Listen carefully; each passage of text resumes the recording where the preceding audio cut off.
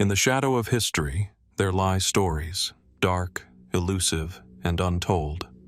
Tales of ancient civilizations whose secrets were buried with their fall, of unsolved mysteries that still linger in the air like a whisper, and of events so strange that they defy explanation.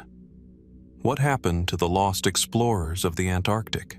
Who, or what, was behind the Dyatlov Pass incident? For every answer we uncover, 100 more questions remain. Are some truths simply too dark to know? So sit back, relax, and let's dive into 3 hours of the deepest, most chilling mysteries history has ever known. Nestled along the banks of the Nile, in the shadow of the grand city of Akhenaten's creation, lies the workers' village of Amarna. The sun beats down relentlessly on the ruins of this once thriving settlement. Homes, workshops, and cobbled streets, now silent. The wind whispers through the crumbled walls of what was, for a time, a bustling center of life. Here, thousands of laborers lived and worked, toiling under the reign of the pharaoh Akhenaten, whose religious revolution transformed Egypt's landscape. But at some point, without warning, these people simply vanished. The village was abandoned, not over time, but suddenly. Evidence of life stops abruptly. Houses are left in mid-construction, personal items scattered as though their owners had just stepped away, never to return. A meal left unfinished on a table. The mystery is not in the fact of their disappearance, but in the sheer abruptness of it. Where did they go? And why? Scholars have long been puzzled by the sudden desertion of the workers' village, which lies in the heart of Amarna, a city built by Akhenaten himself in the 14th century BC. The official historical narrative tells us that the city of Amarna was the center of Akhenaten's revolutionary religious changes, with the pharaoh declaring Aten, the sun disk, to be the sole deity. His radical departure from Egypt's traditional polytheism, however, would eventually lead to the collapse of his empire and the downfall of his city. In time, Amarna would be abandoned, but the mystery of the workers' village lingers. Why did the laborers, who were essential to the construction and maintenance of the city, abandon it so suddenly? One possibility is that the workers were simply casualties of the decline of Akhenaten's reign. As his political and religious policies became increasingly unpopular, the city's economy would have suffered. Perhaps the workers, feeling the pressure of a collapsing system, left in search of stability elsewhere. Some suggest that famine, drought, or disease might have driven them away, as the sudden departure of a population can sometimes be linked to environmental stress. But these theories, though plausible, leave more questions than answers. Why would they abandon their homes so quickly, without a trace of struggle? Why were no remains found, no evidence of violence or natural disaster? Others believe the workers' sudden departure might have had a more personal connection to the political upheaval that swept through Egypt after Akhenaten's death. With the rise of his son, Tutankhamun, and the eventual restoration of the old gods, the workers may have abandoned their posts in fear of the regime's collapse. Did they leave before Akhenaten's radical vision could be fully undone, fearing retribution for their association with the Atenist movement? Or did something else, more insidious, drive them to leave their homes? Even more speculative theories have been proposed over the years. Some point to a possible mass migration, a planned exodus to an unknown destination, perhaps a religious pilgrimage or a secret settlement far from the reach of the crumbling empire. Others suggest that the workers may have been forcibly removed, or even purged, to erase all traces of Akhenaten's legacy. Could it have been a deliberate effort to sever the connection between the people and their controversial pharaoh? Could there have been a cover-up, one that erased a chapter of history too inconvenient to remember? As fascinating as these theories are, there's little concrete evidence to support any of them. The archaeological record remains eerily silent on the matter. No signs of violence, no skeletal remains, no traces of any battle or widespread conflict. It is as if, in the span of a single moment, the village simply ceased to be. But still, the questions remain. What happened to the people who lived here? Did they leave on their own terms, or were they forced to abandon their homes? Was it the collapse of a religious vision, the fall of a king, or something else entirely that caused the sudden departure? The workers' village at Amarna stands as a quiet testament to the passing of a once great city, and to the mystery of what might have happened to its people. The answers may be lost to time, but the story is far from finished. And so the question lingers. What remains hidden beneath the ruins of Amarna, waiting to be uncovered? As we leave behind the wind-swept ruins of the workers' village at Amarna, we move further into the shadows of Egypt's forgotten past. The mysteries that linger in the sands of time seem to pull us deeper into a story that has yet to be fully unraveled, the unexplained death of Pharaoh Smenkhkare. Smenkhkare's reign, though short, was a crucial chapter in the tumultuous period of the late 18th dynasty. His name is often overshadowed by the larger-than-life figures who flanked him: his half-sister, the infamous Nefertiti, and the boy king, Tutankhamun. But Smenkkare's mysterious death has cast a long shadow, and despite all attempts to piece together his life and reign, the questions surrounding his end remain unanswered. Pharaoh Smenkhkare ascended to the throne after the death of his father, Amenhotep III, and during a time when Egypt was still reeling from the radical religious reforms of his predecessor, Akhenaten. Akhenaten's monotheistic devotion to the sun god Aten had shaken the foundations of Egypt's ancient polytheistic beliefs, and Smenkkare's short rule was an attempt, many believe, to restore order. Some even speculate that he might have been a co-regent alongside Nefertiti, or that he was a mere figurehead, his reign manipulated from behind the scenes. But it is his death that has perplexed historians for centuries.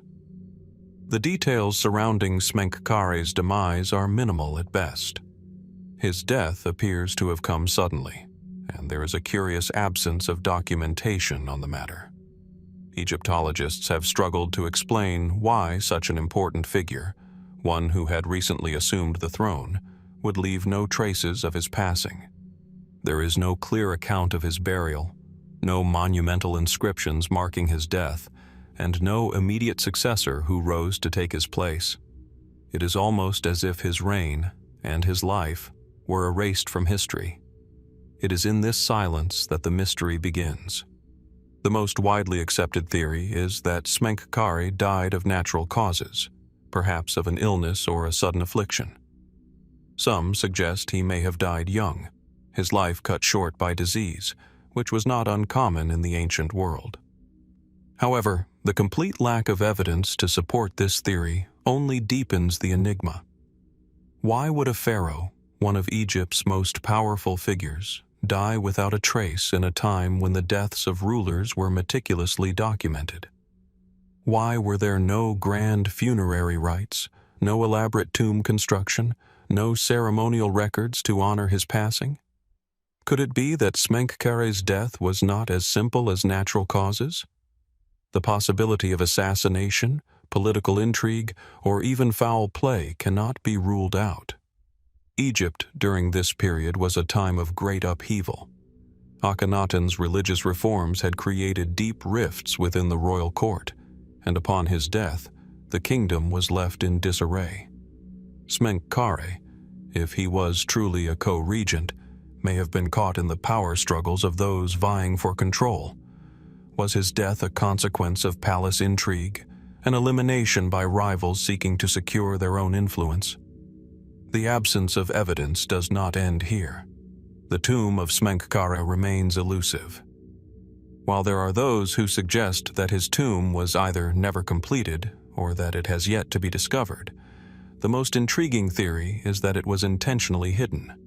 Some believe that Smenkhkare's body may have been deliberately concealed, either as a form of political erasure or as an attempt to obscure the circumstances of his death. If he had indeed been murdered or otherwise removed from power, his tomb might have been buried along with the secrets of his reign. Another theory proposes that Smenkhkare's death was connected to the tumultuous reign of Akhenaten himself. It is possible that Smenkhkare's reign, though short, was part of a larger plot to undo Akhenaten's legacy and return Egypt to its traditional ways. Was his death orchestrated as part of a restorationist movement intended to pave the way for the return to the worship of the old gods? And what role, if any, did Nefertiti play in the events that followed Akhenaten's downfall? There is even speculation about Smenkhkare's relationship to Tutankhamun, who ascended the throne shortly after his death. Was Tutankhamun his successor, or perhaps his co-regent? Some theories suggest that Tutankhamun was actually the son of Smenkhkare, while others claim that they were siblings. If Smenkhkare was indeed a father or mentor to Tutankhamun, what might his sudden death have meant for the young king and his own future? Was Tutankhamun's reign in any way shaped by the mysterious events surrounding Smenkhkare's passing? In the physical remnants of Smenkhkare's reign, there is little more than a cryptic hint at what might have been. A few scattered inscriptions and fragments of monuments bearing his name, but nothing to fully explain the man or his reign. His burial place remains an open question, and the mystery of his death, a sudden, unexplained loss of a king, lingers in the air like a riddle that refuses to be solved. The death of Smenkhkare, like the disappearance of the workers at Amarna, remains one of Egypt's great unsolved mysteries. Was it the result of natural causes, or was it something darker, hidden beneath the sands of time? Who benefited from his untimely demise, and why was his passing treated with such silence?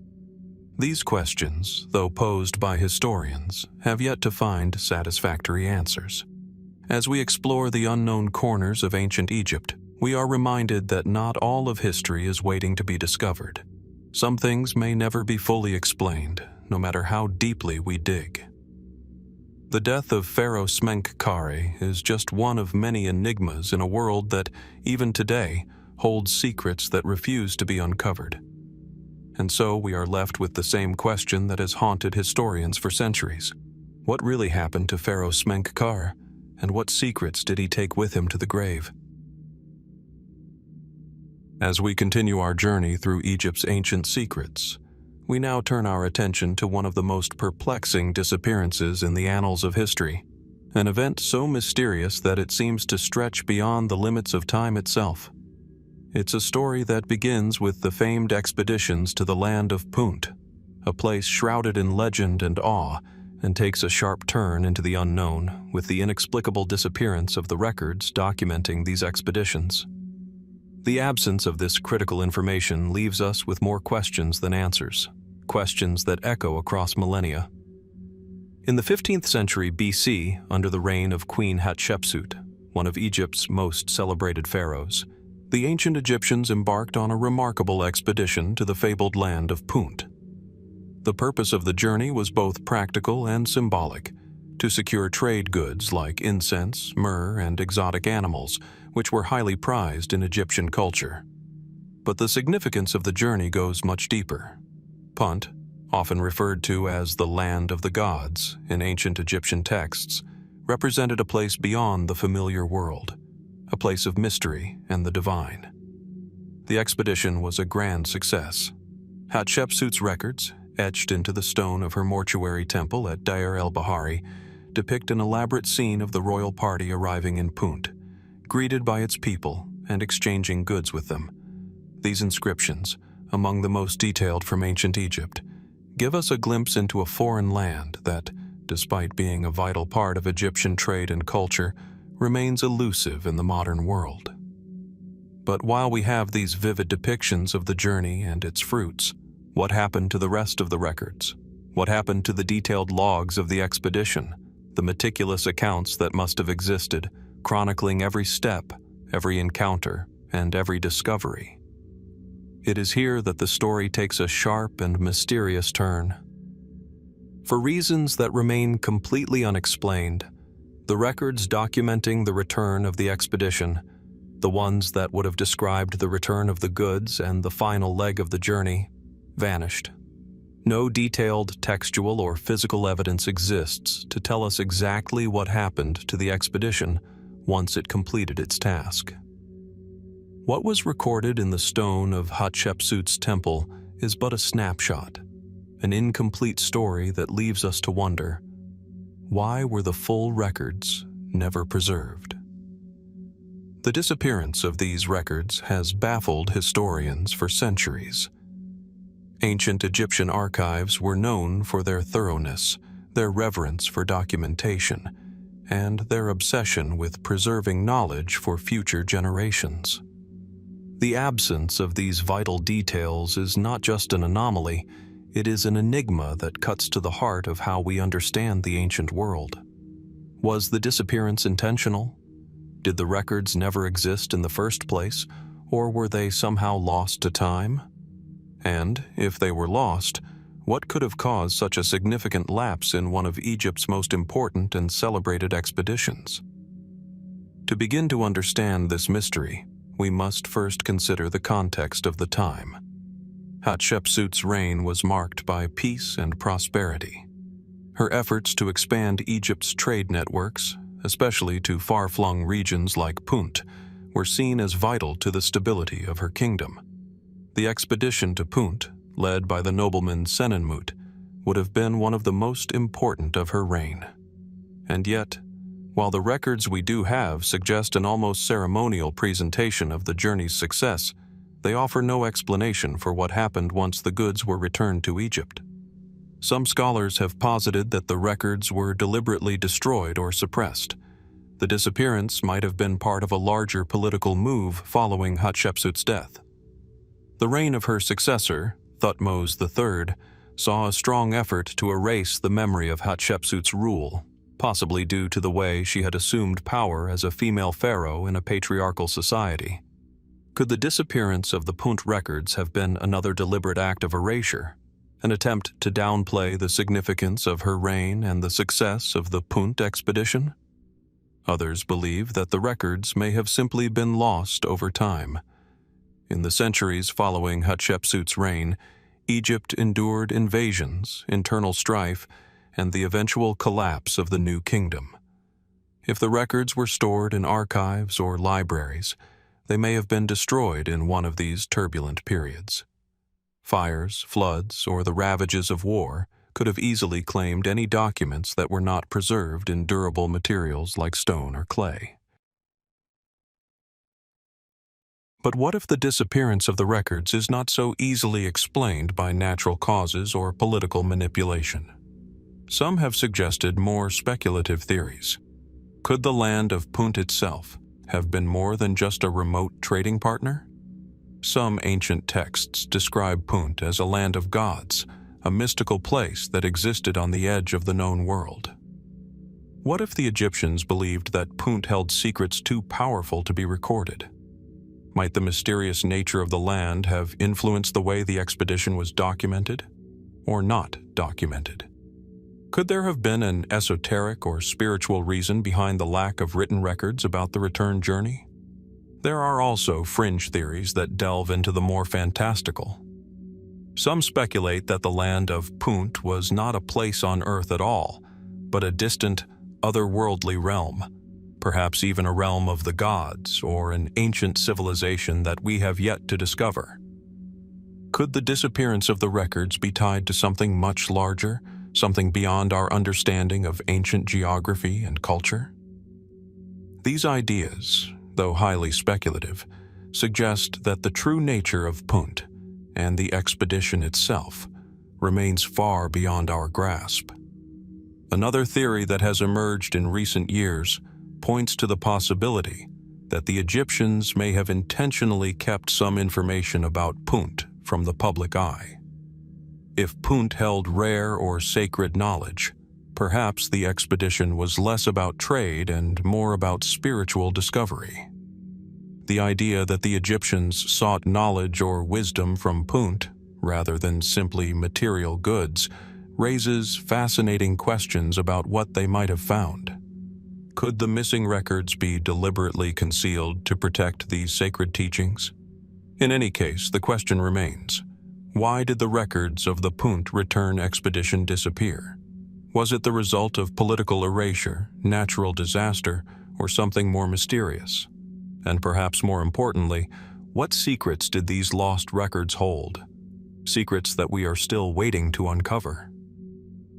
As we stand before the great monuments of Egypt, surrounded by the silence of its ancient ruins, the disappearance of the Punt records reminds us of how much of the past remains hidden from view. What else might be lost to history, waiting to be discovered? And what secrets from the land of Punt still lie buried, waiting to speak to us through the sands of time? The answers may be lost forever, but the mystery endures, prompting us to continue searching, no matter how elusive the truth may be.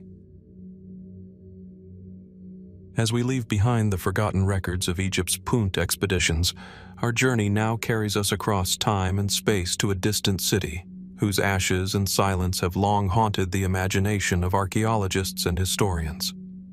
Here, in the heart of what was once the ancient kingdom of Alalak, lies a mystery that has remained unresolved for millennia.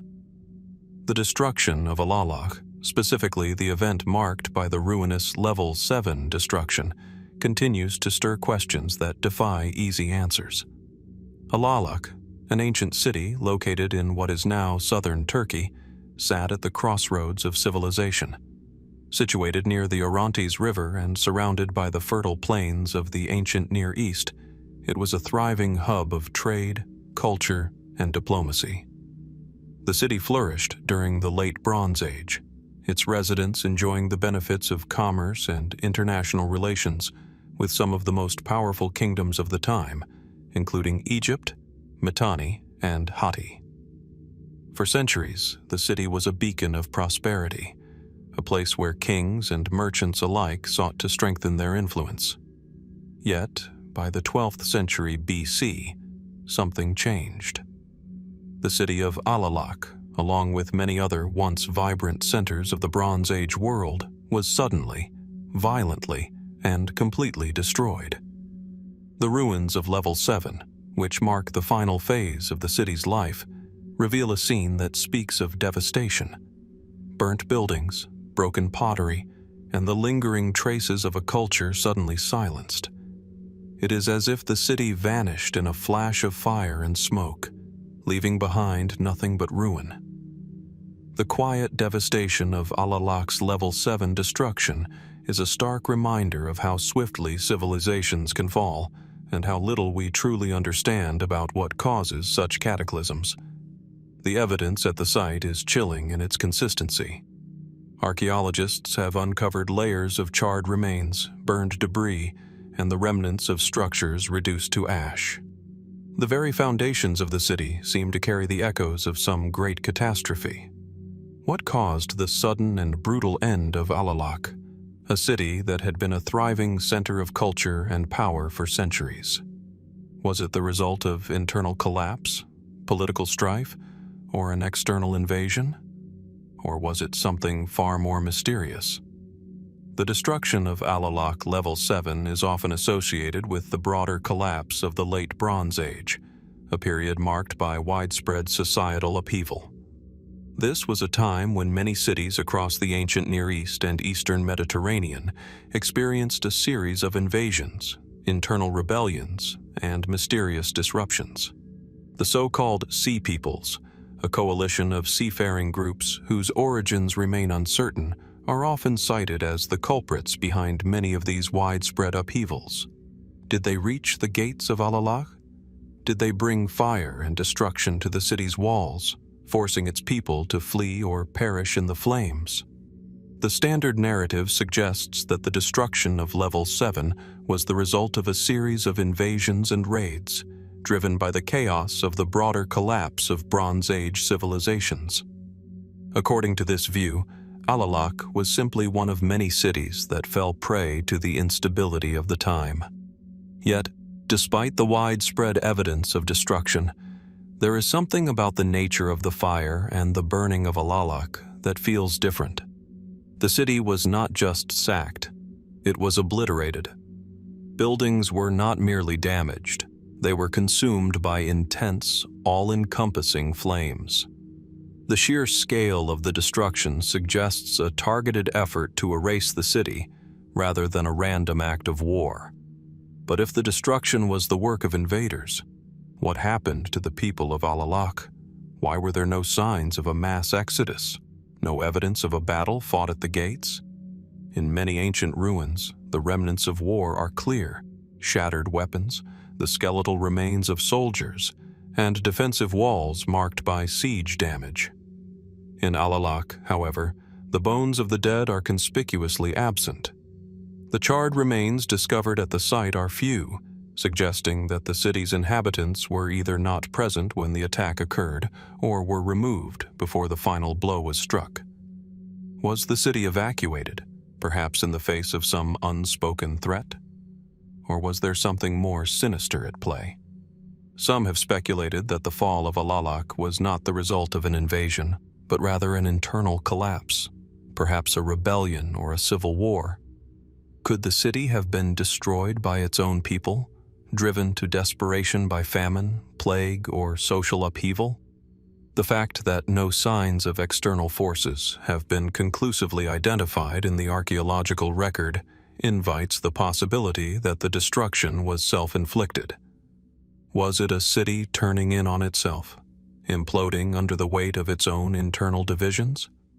Was there a political or religious conflict that led to a cataclysmic end? Other, more speculative theories paint a darker picture.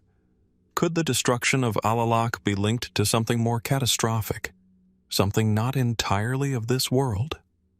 The intensity of the fires, which seem to have consumed buildings with unusual ferocity, raises questions about the nature of the burning. Was it the result of some advanced weaponry, an ancient form of fire that we have yet to understand? Some fringe theories suggest that the destruction of Alalak could have been the result of a massive earthquake, a volcanic eruption, or even some form of celestial event. Could the city have been struck by a natural disaster of such magnitude that it left behind no survivors and few clues as to the cause? Or, as some have suggested, could there have been an ancient weapon capable of producing fire of such intensity that it erased the city in an instant? Despite the many theories, no definitive answer has ever emerged. The burning of Alalak, its utter silence after the flames, remains one of the great mysteries of the ancient world. Was it the result of war, rebellion, or an external force? Or was it the culmination of some other, more enigmatic event? An event that wiped the city from history without leaving a trace of its people? As we stand before the smoldering remains of Alalak, we are reminded of how much we still do not know. What truly happened to the city of Alalak, and why did it fall so suddenly, so completely? What secrets lie buried beneath the ashes of this once great city? And what lessons might we yet learn from its destruction? The answers to these questions remain elusive, hidden in the charred remains of history.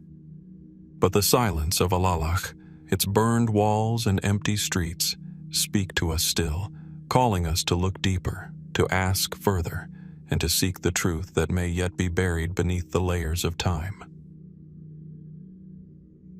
As we leave behind the ruins of Alalak, we journey further back into the annals of human history, to a time long before the written word, when survival was shaped by the primal forces of nature and conflict. Hidden in the desolate landscapes of the Nile's first cataract lies a site that has perplexed archaeologists for decades. A site where the echoes of an ancient tragedy have been preserved in bone. The mass burial at Jebel Sahaba, located in modern-day Sudan, holds secrets that challenge our understanding of prehistoric violence, community, and the mysteries of human existence. Jebel Sahaba is an arid, remote site that rests on the edge of the Nile River, its dry, sun-beaten landscape stretching as far as the eye can see. At first glance, it seems a place where life would struggle to thrive, where the harshness of the environment might have forced early human societies into a constant battle for survival. But buried beneath the parched earth of this unforgiving terrain, something extraordinary and deeply unsettling has been found. Between 1965 and 1967, archaeologists uncovered the remains of 61 individuals, many of them young, male and female, buried in a way that immediately caught the attention of researchers. The burial site was not a peaceful resting place. Instead, it was a mass grave, one that spoke of a violent and sudden end.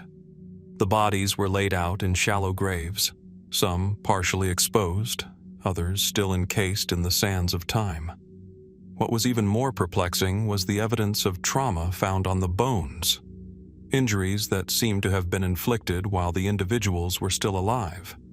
Arrowheads, spear points, and other projectile weapons were embedded in the skeletons, suggesting that the people of Jebel Sahaba had been victims of a violent conflict, perhaps an ambush or a brutal raid. But who were these people, and why did such an atrocity befall them?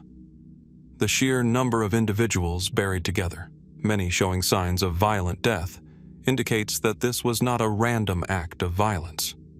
This was something on a much larger scale, something organized. The archaeological evidence suggests that this was a group of people who had been engaged in some form of intergroup warfare.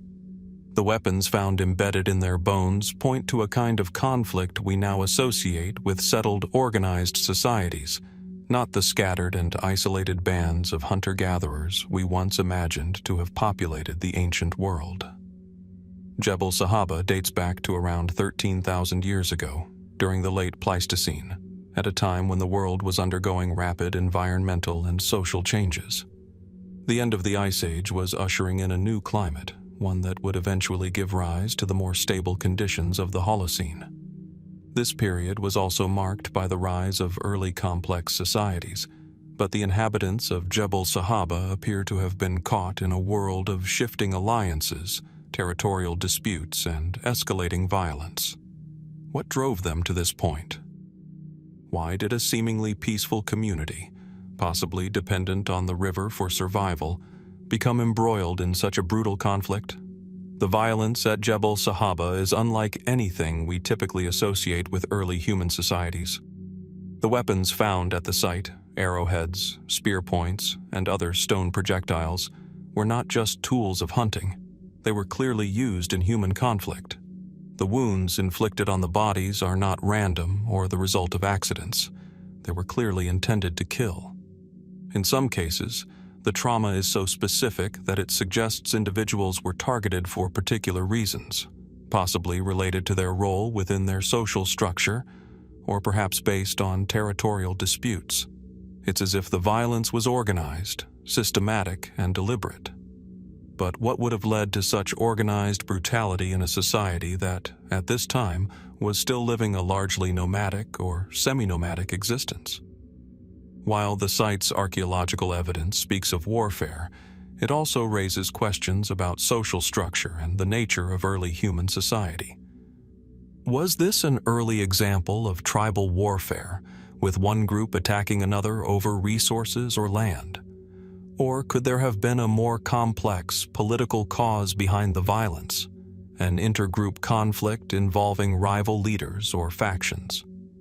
Some scholars have even suggested that the mass burial may represent a ritual or symbolic event, where individuals were slain in a sacrificial act tied to religious beliefs. Could the deaths at Jebel Sahaba have been part of a larger belief system that sought to honor the dead through violent means, or as a means of appeasing unseen forces? Another layer of intrigue surrounds the question of whether this violence was truly an isolated event, or part of a larger pattern of conflict in prehistoric times. Some have posited that the traumatic injuries found at Jebel Sahaba may be indicative of widespread social instability, a growing trend toward militarization, and the increasing prevalence of intergroup violence that characterized the final stages of the hunter-gatherer phase of human history. Could this event be a microcosm of a larger societal shift, where groups once focused on cooperation and survival began to turn increasingly violent, driven by competition for resources in a changing world? And what does this tell us about the evolution of human society? How conflict, not just cooperation, began to shape the development of early human culture. As strange as it may seem, some researchers have even drawn comparisons between the violence at Jebel Sahaba and the patterns of war and death that would emerge in later, more complex civilizations. Could the seeds of organized violence be traced back this far? Were the social and political tensions that erupted in prehistoric Jebel Sahaba the precursors to the conflicts that would later define the rise and fall of ancient kingdoms, empires, and nations? Despite the advances in archaeology, many questions about Jebel Sahaba remain unanswered.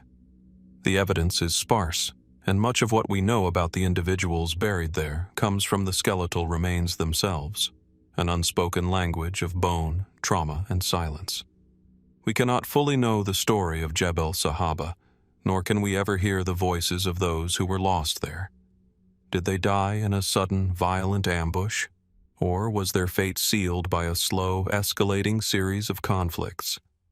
Was this mass burial the result of a larger cultural collapse, or did it represent a unique and isolated tragedy in the ancient world? The mystery of Jebel Sahaba is one that invites speculation but resists easy answers. Who were these people, and what drove them to such violence? Were they the victims of a senseless conflict, or were they participants in a broader struggle for survival? And perhaps most intriguingly, what does this ancient burial tell us about the roots of conflict in human history? As we continue to search for answers, one thing is clear.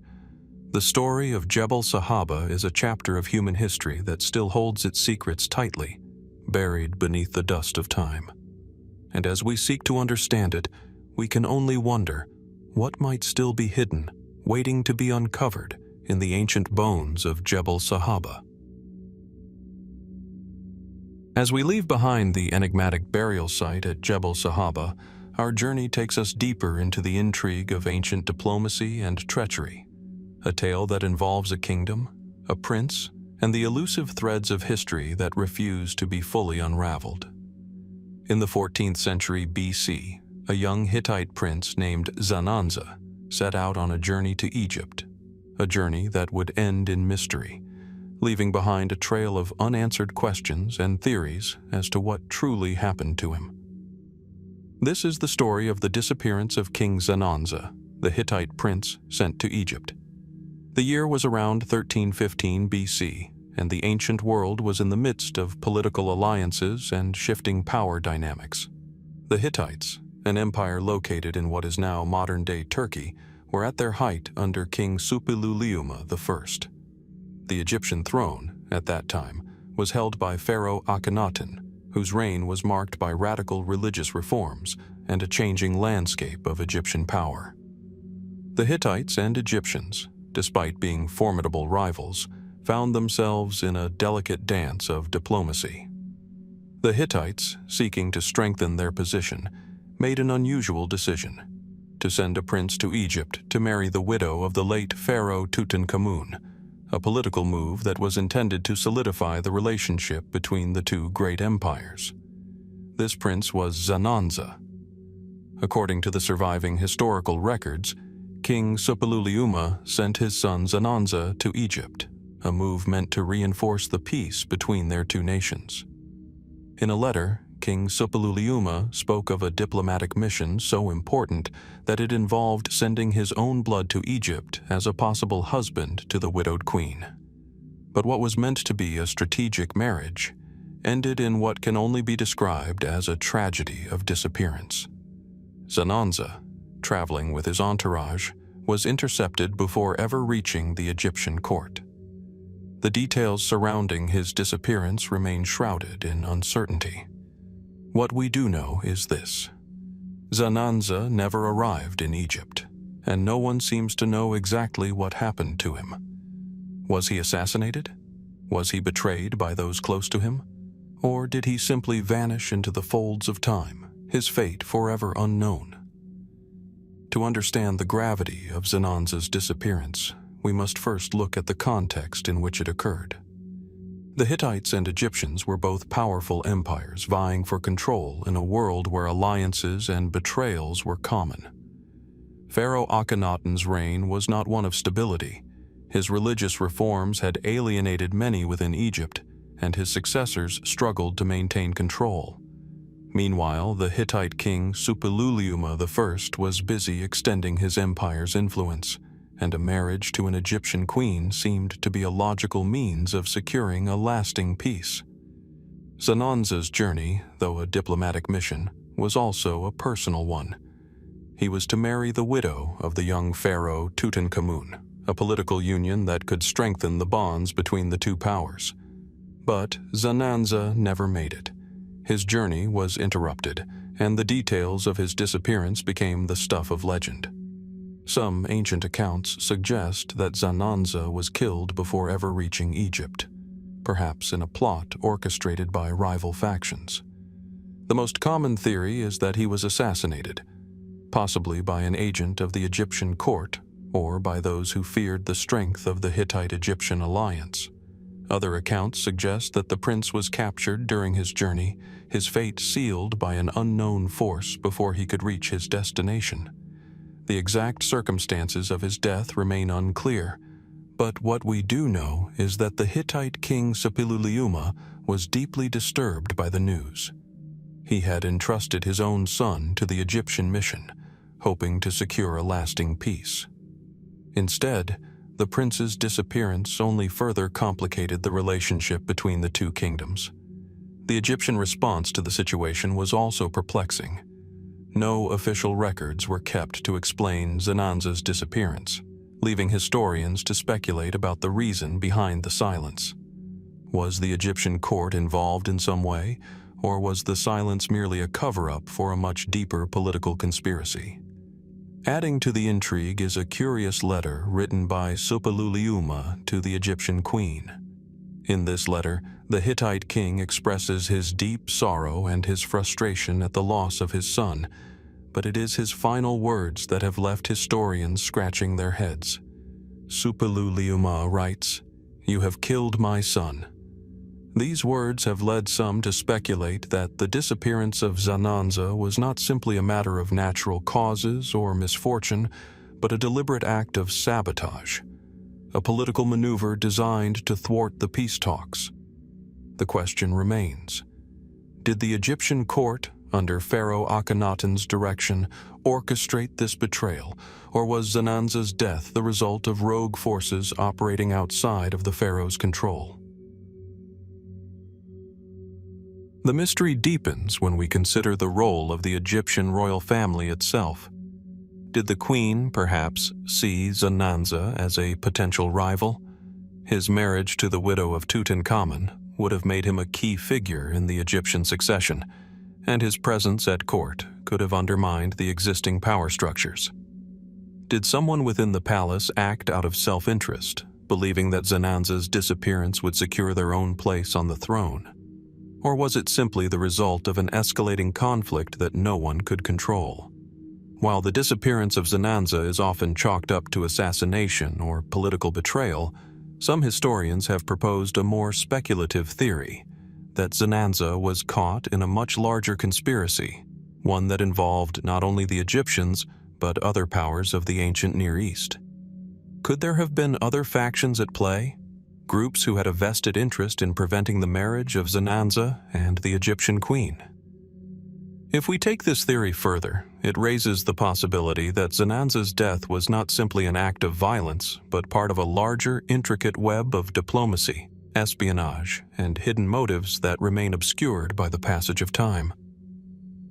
Despite the many theories, the true fate of King Zananza remains one of the most puzzling mysteries in ancient history. His disappearance is a story of intrigue, of betrayal, and of the complex web of alliances that defined the ancient world. Was Zananza the victim of a political maneuver, or did something more nefarious lay behind his tragic end? Why did his fate go unrecorded in the Egyptian court, and what can we truly infer about the tensions between these two powerful empires? As we explore the disappearance of King Zananza, we are reminded of how much remains hidden from our understanding of the ancient world. Even in the age of diplomacy and written records, the most pivotal events can vanish without a trace, leaving only whispers of what might have been. And so, as we piece together the fragmented remains of this story, one question lingers in the air. What secrets lie buried in the disappearance of King Zananza, and how much of his fate will we ever truly understand? As we shift away from the complex web of political intrigue surrounding the disappearance of King Zananza, we find ourselves standing before the ruins of one of the ancient world's most feared and respected empires, the Assyrian Empire. A force known for its military might and its king, Ashurbanipal, whose reign marked the zenith of Assyrian power. Yet, even the greatest of kings are not immune to mystery. Ashurbanipal, a ruler who established an empire that stretched from Mesopotamia to Egypt, remains an enigmatic figure, particularly when it comes to the final campaign of his life. The details of this campaign, his last military expedition, have been lost to history, leaving a gap in the Assyrian narrative that continues to confound scholars and historians. Ashurbanipal's reign, which lasted from 669 to 631 BC, is often remembered for his achievements in the realms of culture, art, and military conquest. He was a king with an extraordinary intellect, an avid patron of the arts, and a builder of the famous Library of Ashurbanipal in Nineveh, one of the most significant repositories of ancient knowledge. Under his rule, the Assyrian Empire reached unprecedented heights, becoming a dominant force in the ancient Near East. But it is Ashurbanipal's final campaign, the one that should have solidified his legacy as a conqueror, that remains an unsolved mystery. It is said that Ashurbanipal launched his last campaign toward the end of his reign, but the records of this final military endeavor are puzzlingly absent from the historical record. After a series of successful military campaigns, Ashurbanipal would have been expected to cement his power, perhaps by further expanding his empire or by quelling the last pockets of resistance in the far-flung corners of his kingdom. But then, silence. No triumphal inscriptions, no vivid accounts of his return, no grand declarations of victory, just an eerie void. This absence is striking, especially when compared to the detailed and often graphic accounts of Ashurbanipal's earlier campaigns. In those earlier military actions, Ashurbanipal was not shy about documenting his victories. His inscriptions and reliefs describe in vivid detail the sieges he led, the cities he captured, and the brutal treatment of his enemies. He relished in his ability to intimidate and overpower those who dared to challenge his rule. His military campaigns were both ruthless and celebrated, as he sought to strengthen Assyria's dominance and crush any rebellion or defiance with swift and often violent retribution. But in the case of his final campaign, there is an unsettling absence of such grandiose depictions. So what happened? Theories abound, though none can provide a definitive answer. The most common explanation is that Ashurbanipal's final campaign may have been a failure. After years of military conquest, it is possible that Ashurbanipal faced a defeat that was so devastating, so unlike his previous successes, that it was deliberately erased from the historical record.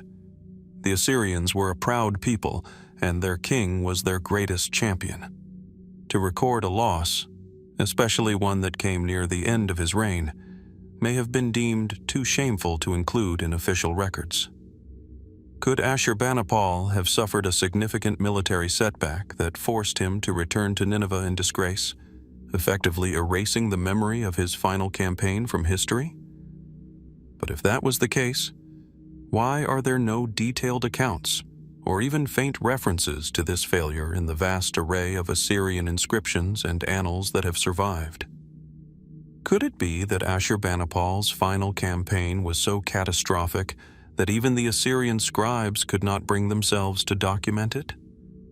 If this is the case, it would mark a dramatic departure from the tradition of meticulous record-keeping that defined the Assyrian Empire. Another possibility is that Ashurbanipal's final campaign was not a military failure at all, but rather a diplomatic or strategic retreat.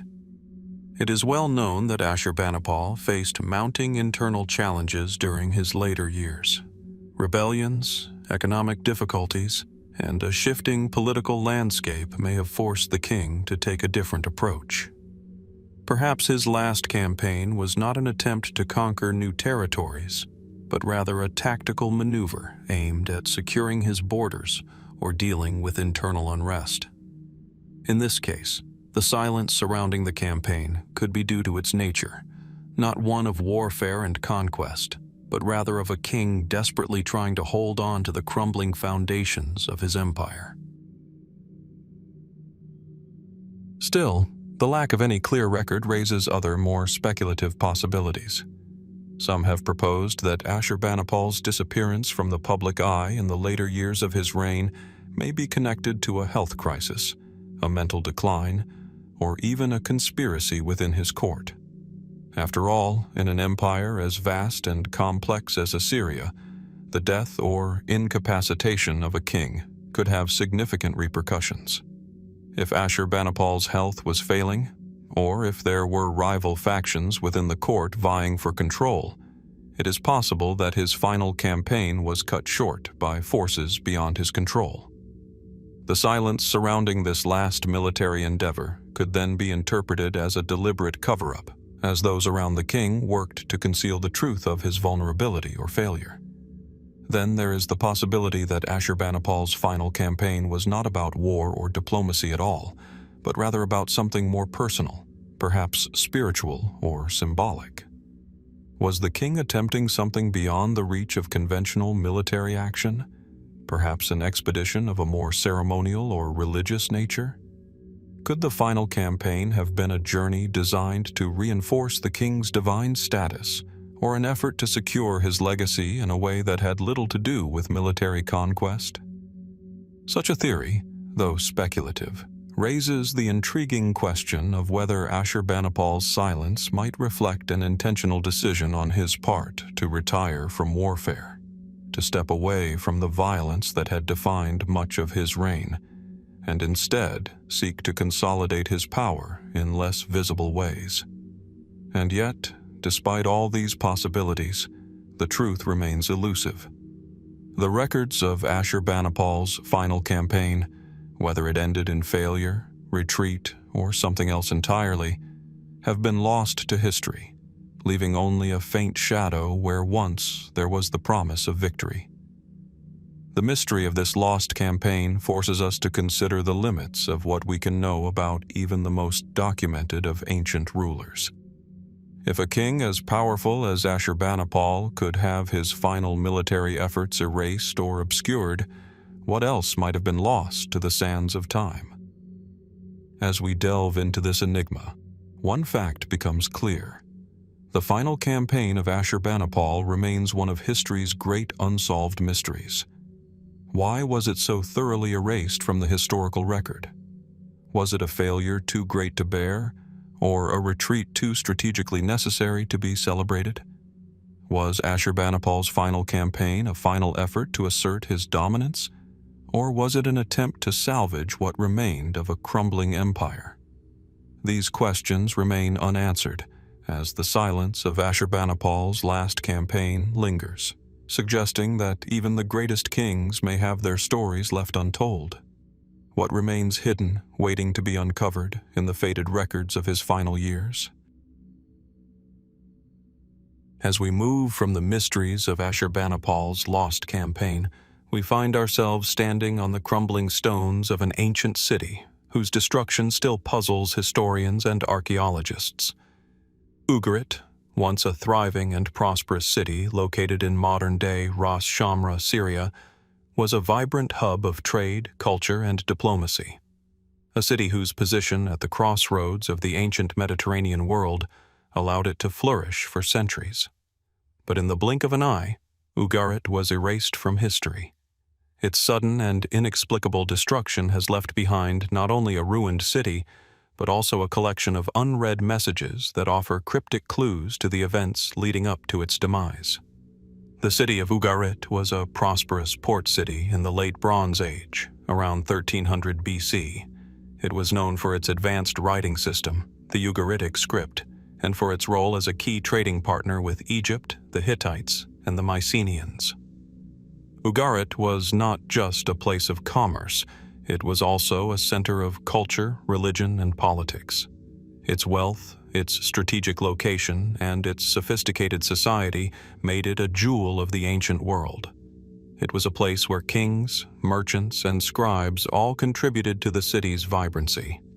But despite its prominence, Ugarit's story ended in a way that left few answers. In the midst of its flourishing, around 1200 BC, Ugarit was destroyed with a speed and force that left little trace of its former grandeur. The cause of this destruction has been the subject of much speculation. Archaeologists have uncovered evidence of a violent attack, walls reduced to rubble, buildings charred by intense fire, and traces of human remains scattered across the site. But the cause of this sudden and catastrophic event remains a mystery. Was it the result of an invasion, a natural disaster, or something far more complex and inexplicable? One of the most perplexing aspects of the destruction of Ugarit is the presence of a series of messages that were left behind in the ruins. These messages, written on clay tablets, are often referred to as the Ugaritic texts. Many of these tablets are inscribed in the Ugaritic script, one of the earliest alphabetic systems in history. The texts contain everything from religious hymns to royal decrees, and they offer a glimpse into the life of this once thriving city. Yet, the most puzzling element of these texts is their finality. There are several tablets found among the ruins that were in the middle of being written when the destruction occurred. Some scholars have speculated that these unfinished texts may hold clues to the reasons behind Ugarit's sudden fall, but they remain unread, their meaning unclear. The texts are often cryptic and fragmented, adding to the sense of mystery surrounding the city's collapse. Among the texts are religious rituals, royal correspondence, and diplomatic letters, many of which reference threats from external enemies. The final words of some of these messages seem to be cut off, as if the scribes were interrupted in the midst of writing. Were these interruptions the result of a sudden attack, or were the messages deliberately sealed, perhaps in an attempt to preserve a final record of Ugarit's last days? One theory is that the city was destroyed by invaders, possibly a group of sea peoples, the mysterious seafaring raiders who wreaked havoc on the eastern Mediterranean during this period. The Sea Peoples have been associated with the collapse of several civilizations, and some historians believe they were responsible for the destruction of Ugarit. The evidence of violent destruction at Ugarit, including signs of fire and warfare, seems to support this theory. However, no direct evidence linking the Sea Peoples to the city has been found, leaving the possibility open but unconfirmed. Another theory suggests that Ugarit's downfall may have been the result of internal unrest or rebellion. The fact that many of the messages left behind by Ugaritic scribes refer to external threats could point to a political climate fraught with tension and instability. Were the city's leaders overthrown by their own people in a desperate attempt to stave off invasion or economic collapse? Could the royal family or the elite ruling class have been the target of internal conspiracies? The unfinished texts might suggest that the scribes were documenting these internal struggles when disaster struck, leaving us with only fragments of a larger, unknown story. Then there's the possibility that Ugarit's fall was linked to natural causes. Earthquakes and other natural disasters were not uncommon in the ancient world, and Ugarit, like many other cities of its time, was vulnerable to such events. It is possible that a sudden earthquake, accompanied by fires or structural damage, led to the collapse of the city. While this theory cannot be fully substantiated by the archaeological evidence, it does provide an alternative explanation for the speed and finality of Ugarit's destruction. What makes the disappearance of Ugarit so compelling is the unsettling fact that it was one of many cities to fall during the so-called Bronze Age collapse, a period of widespread societal and political upheaval that affected numerous civilizations across the eastern Mediterranean and Near East. Ugarit's sudden destruction is just one piece of a much larger puzzle. Cities like Mycenae, Hattusa, and Troy also experienced catastrophic falls during this time, and some researchers have argued that these events were interconnected, possibly the result of coordinated invasions, environmental collapse, or a combination of factors that led to the sudden and violent end of an entire era. In the case of Ugarit, though, the city's unique position as a hub of culture and trade leaves us with a particularly haunting mystery. The unfinished messages left behind in the ruins seem to speak directly to the lost knowledge of a once thriving civilization. What secrets did these texts hold? What information was the scribe on the cusp of recording when Ugarit was suddenly destroyed? These unanswered questions elevate the destruction of Ugarit from an archaeological mystery to a profound historical enigma. Some scholars have speculated that the incomplete nature of the texts reflects a deliberate attempt to hide information, perhaps to protect the city's secrets from invaders, or to preserve knowledge for a future generation. If this is the case, then what were the scribes trying to protect? Were there elements of Ugarit society, politics, or religion that were so vital that they had to be safeguarded at all costs? Could these unfinished messages have contained information that would have altered our understanding of ancient history had they been completed? The sudden and unexplained destruction of Ugarit, along with the unread messages left behind, serves as a reminder of how much of the past remains hidden from our view. In many ways, the fall of Ugarit is a microcosm of the broader mysteries of the ancient world.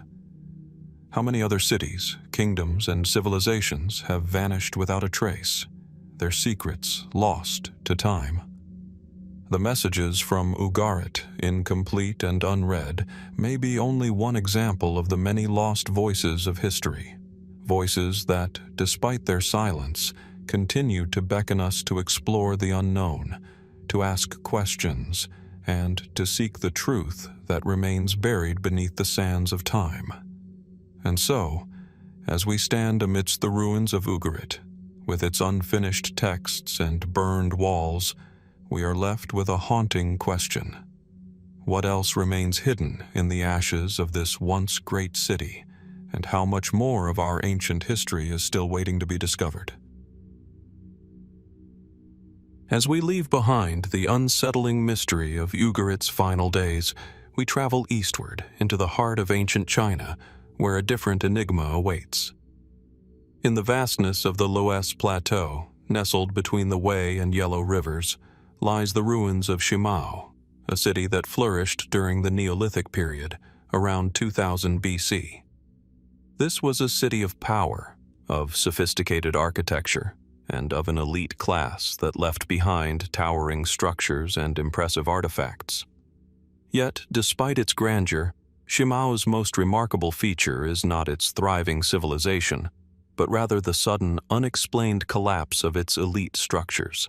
A collapse that has left historians, archaeologists, and researchers puzzled for decades. The city of Shimao was a monumental site, an early urban center that boasted impressive defensive walls, large public buildings, and an intricate arrangement of ceremonial spaces. Its location, surrounded by mountains and perched above a valley, gave it a strategic advantage, not only for defense, but also for controlling trade routes and managing agricultural resources. The city was meticulously planned, with wide streets, large residential compounds, and towering structures made of stone, many of which are still partially standing today. The city's elite structures, particularly the grand palaces and temples, were likely used to reinforce the power and authority of the ruling class. These elite buildings, adorned with intricate carvings and grand designs, spoke to the wealth and prestige of the city's rulers. Yet, despite its apparent prosperity, something went terribly wrong. Around 1800 BC, Shimao experienced a dramatic collapse, one that seemed to come without warning. The grand structures of the ruling elite were left abandoned, their once impressive facades now broken, their halls silent. The cause of this sudden downfall remains one of the great mysteries of ancient China. Unlike the slow decline of many ancient cities, Shimao's collapse was sudden and complete, as though the city's rulers had been toppled overnight, leaving no trace of their power or influence behind. What happened to the elite structures of Shimao? And why did such a vibrant and powerful city collapse so rapidly, leaving no evidence of a protracted siege or long-lasting conflict? The answers to these questions are hidden beneath the layers of stone and earth that have swallowed the city over the centuries, but the few clues that remain suggest a far more complex story than one of simple decay. One of the most compelling aspects of Shimao's collapse is the nature of the city's elite structures. Unlike other ancient cities that have been abandoned over time, Shimao's elite buildings show signs of deliberate destruction. Large stone walls, once part of monumental structures, lie in disarray, and numerous ceremonial altars, many associated with the city's religious practices, have been buried or shattered. The precision of the destruction suggests that it wasn't simply the result of neglect or a slow decline, but rather a purposeful effort to bring down the power of the city's ruling class. But who would have done this, and why? Several theories have been proposed to explain the sudden fall of Shimao. One of the most common explanations is that the city was the victim of an internal revolt or rebellion. The fact that the elite structures were so carefully destroyed suggests a deep-seated resentment or anger towards the ruling class. Perhaps a faction within the city rose up against the established order, overthrowing the leadership and dismantling their symbols of power. The rapidity and completeness of the destruction could be interpreted as the work of a well-organized rebellion, one that sought not only to defeat the rulers but to erase their influence from the city entirely. However, the absence of mass graves or clear evidence of a violent conflict complicates this theory. While the destruction of the elite buildings is evident, no skeletal remains of the ruling class or their supporters have been found in the ruins. This raises the question, if a rebellion took place, where did the people go? Were they killed and their bodies removed, or did they simply flee the city, leaving behind their wealth and power without a trace? The lack of bodies or any clear signs of violence challenges the idea of a traditional rebellion and suggests that the collapse of Shimao might have been caused by something else entirely. Another possibility is that the collapse of Shimao was the result of external forces, invaders, perhaps, who came from outside the city's walls. The city's strategic location along trade routes would have made it an attractive target for rival factions or nomadic tribes seeking to seize control of its wealth. The fact that Shimao was a highly developed city with monumental structures and advanced fortifications might have made it a prime target for conquest. But if this was the case, why does the archaeological record show no signs of a traditional siege? There are no clear traces of external attackers, no signs of warfare or destruction associated with an invasion. Instead, the ruins suggest that the city's downfall was less a violent overthrow and more a sudden, almost surgical removal of power. Could the city's collapse have been caused by a natural disaster? Earthquakes, floods, and other environmental factors were not uncommon in the ancient world, and Shimau's location in an area prone to seismic activity makes this a plausible theory. A powerful earthquake could have caused the collapse of Shimau's grand structures, leaving the city's elite buildings in ruins. Yet, despite this possibility, no direct evidence of such a disaster has been found at the site. Could the ruins be a result of a series of smaller, repeated environmental factors, such as flooding or landslides, that slowly weakened the city's foundations over time? If so, why would these environmental factors have only affected the elite structures, leaving the rest of the city largely intact? Some researchers have suggested a more speculative theory, that the collapse of Shimau's elite structures was not due to warfare, rebellion, or natural disaster, but rather to a shift in the city's social or political structure. Could the rulers of Shimau have intentionally dismantled their own power, perhaps in a religious or symbolic gesture, in order to transfer their influence to a new form of leadership? This theory posits that the elite class of Shimau may have chosen to step down, either voluntarily or through an organized process, leaving behind their monumental buildings as a kind of symbolic farewell. This, however, raises more questions than it answers. Why would a city that had clearly been successful and prosperous willingly dismantle its own power structures? And if such a shift occurred, why would it happen so suddenly and without warning? The collapse of Shimau, with its empty palaces and shattered altars, remains one of the great unresolved mysteries of ancient history. The city's sudden fall, combined with the deliberate destruction of its elite structures, leaves us with more questions than answers. Was it the result of an internal rebellion, an external invasion, a natural disaster, or something far more enigmatic? Could the city's rulers have chosen to dismantle their power in a move of self-sacrifice, or was there something more sinister at play? As we explore the ruins of Shimau and consider the possible explanations for its sudden collapse, we are reminded of how much of the ancient world remains hidden from us. So many cities, cultures, and civilizations have vanished without a trace, their mysteries never fully solved. The collapse of Shimau, like so many other ancient enigmas, invites us to wonder what still lies beneath the layers of history, waiting to be uncovered. What did the people of Shimau know, and what were they trying to hide or preserve when they abandoned their city's most powerful structures? These questions linger in the wind, carried by the same forces that brought Shimau to its mysterious end. As we step away from the mysterious collapse of Shimau, our exploration leads us to the shores of the Arabian Sea, to the ancient Harappan port city of Lothal. Situated in what is now Gujarat, India, Lothal was once a thriving center of trade and commerce, a bustling hub that connected the Indus Valley civilization to the rest of the ancient world. But just as the city flourished, so too did its sudden decline. Like many great ancient centers of commerce, Lothal's disappearance from the historical record raises more questions than answers. What happened to its remarkable trade activity, and why did it vanish so abruptly? Lothal, dating back to around 2400 BC, was one of the most advanced and strategically significant cities of the Indus Valley civilization. Its location near the coast allowed it to flourish as a maritime port, where goods could be traded with distant lands across the Arabian Sea. Lothal was not only a trade center but also an industrial hub.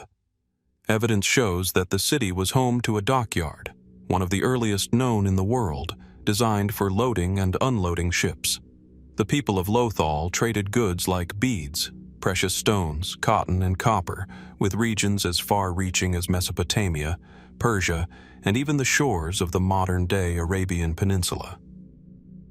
Archaeologists have uncovered remnants of intricate seals, pottery, and other goods that suggest Lothal was not just a local center of commerce, but a vital link in a global trade network. Yet, despite its prosperity, the sudden disappearance of trade activity at Lothal remains one of the most perplexing mysteries of ancient history. At some point, the bustling port city seemed to have ceased all trade, leaving behind only the silent remains of what was once a vibrant marketplace. The dockyard, once used for the steady flow of goods, fell into disrepair. The marketplaces were abandoned, and the once bustling warehouses sat empty, as if the city's lifeblood had been drained overnight. But what could have caused such a dramatic and unexplained shift in the city's fortunes? There are several theories that seek to explain the vanishing of Lothal's trade activity, each one attempting to piece together the puzzle of the city's abrupt decline. One of the most commonly accepted explanations is that Lothal, like many other ancient cities, fell victim to a shift in the natural environment. The city's dockyard, once positioned on the shores of a thriving river system, is believed to have been affected by changing water levels. Over time, the river may have shifted its course, cutting off Lothal's access to the sea and causing the city's maritime trade to wither. Could it be that a simple change in the natural landscape, an altered river channel, or a slow decline in the water supply, was all it took to bring about the city's downfall? If so, why did the people of Lothal not adapt to this shift, or why did they not seek out new trade routes? The environmental theory, while plausible, does not fully explain why trade ceased so abruptly. Others suggest that the decline of Lothal could be linked to a broader societal collapse within the Indus Valley civilization itself. Much like the mysterious fall of other ancient civilizations, Lothal's disappearance might have been part of a larger breakdown of political, economic, or social systems. The Harappan civilization, known for its sophisticated urban planning and advanced technologies, was already facing signs of trouble in the centuries leading up to Lothal's abandonment. Evidence suggests that other Harappan cities were experiencing a similar decline, marked by signs of internal strife, shifts in urbanization, and disruptions in long-distance trade networks. Was Lothal simply a victim of a larger systemic collapse, one that was too complex for the city to withstand? If so, what was the true cause of this collapse? Was it due to environmental factors, over-exploitation of resources, or the weakening of political structures? We may never know the full extent of the forces that led to the breakdown of the Indus Valley civilization, but Lothal's sudden cessation of trade could be seen as a microcosm of the wider decline. A more speculative theory suggests that Lothal may have fallen prey to an external threat. While no conclusive evidence of invasion or warfare has been found at the site, it is possible that the city's prosperous trade routes made it a target for foreign invaders. Lothal's location, as a gateway for trade in the Arabian Sea, would have made it a valuable prize for any competing empire or kingdom. But why, if such an invasion had occurred, is there no trace of battle or destruction? Could it be that the city's decline was the result of a more subtle form of attack, such as economic sabotage or diplomatic isolation? Did rival powers cut off Lothal's access to its trade routes, causing its economy to collapse? These questions point to the possibility that an external force may have played a role, but again, the lack of definitive evidence makes this theory difficult to substantiate. One of the more intriguing theories is that the decline of Lothal's trade activity was not caused by any external factor or environmental change, but rather by a deliberate decision made by the Harappan elites themselves. Could the people of Lothal have chosen to abandon their maritime activities for reasons unknown? Some scholars have speculated that the cessation of trade was an internal decision, possibly linked to shifts in cultural or religious practices. Lothal, with its advanced infrastructure and well-established trade networks, would have had the capacity to maintain its role as a thriving port. But what if the city's rulers or traders decided that trade no longer served their interests?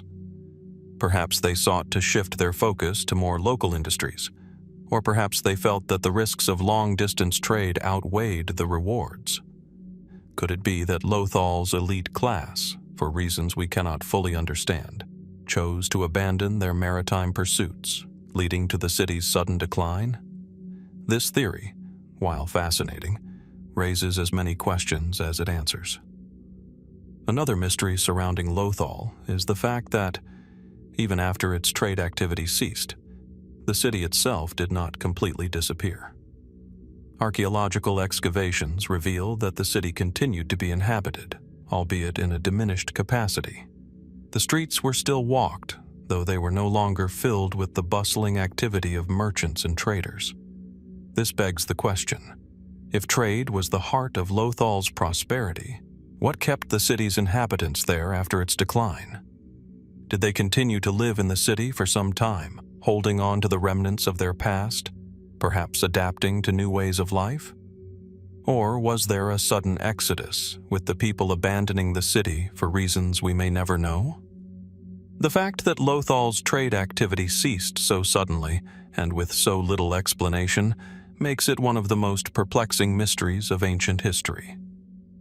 While we can make educated guesses based on the available evidence, the true cause of Lothal's decline remains hidden, locked away in the silence of its abandoned port and empty marketplaces. Was it a shift in the environment that led to the city's fall, or a deeper, more systemic collapse? Was it the result of an external invasion, or an internal decision? Or could there be another, more mysterious explanation entirely? As we stand before the ruins of Lothal, with its dockyard long silent and its trade routes a distant memory, we are reminded that history is often filled with the ghosts of what once was.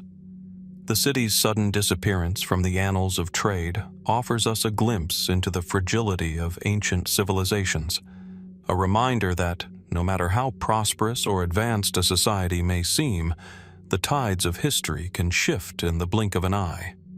And as we ponder the lost trade activity of Lothal, we are left with a question that still lingers in the air.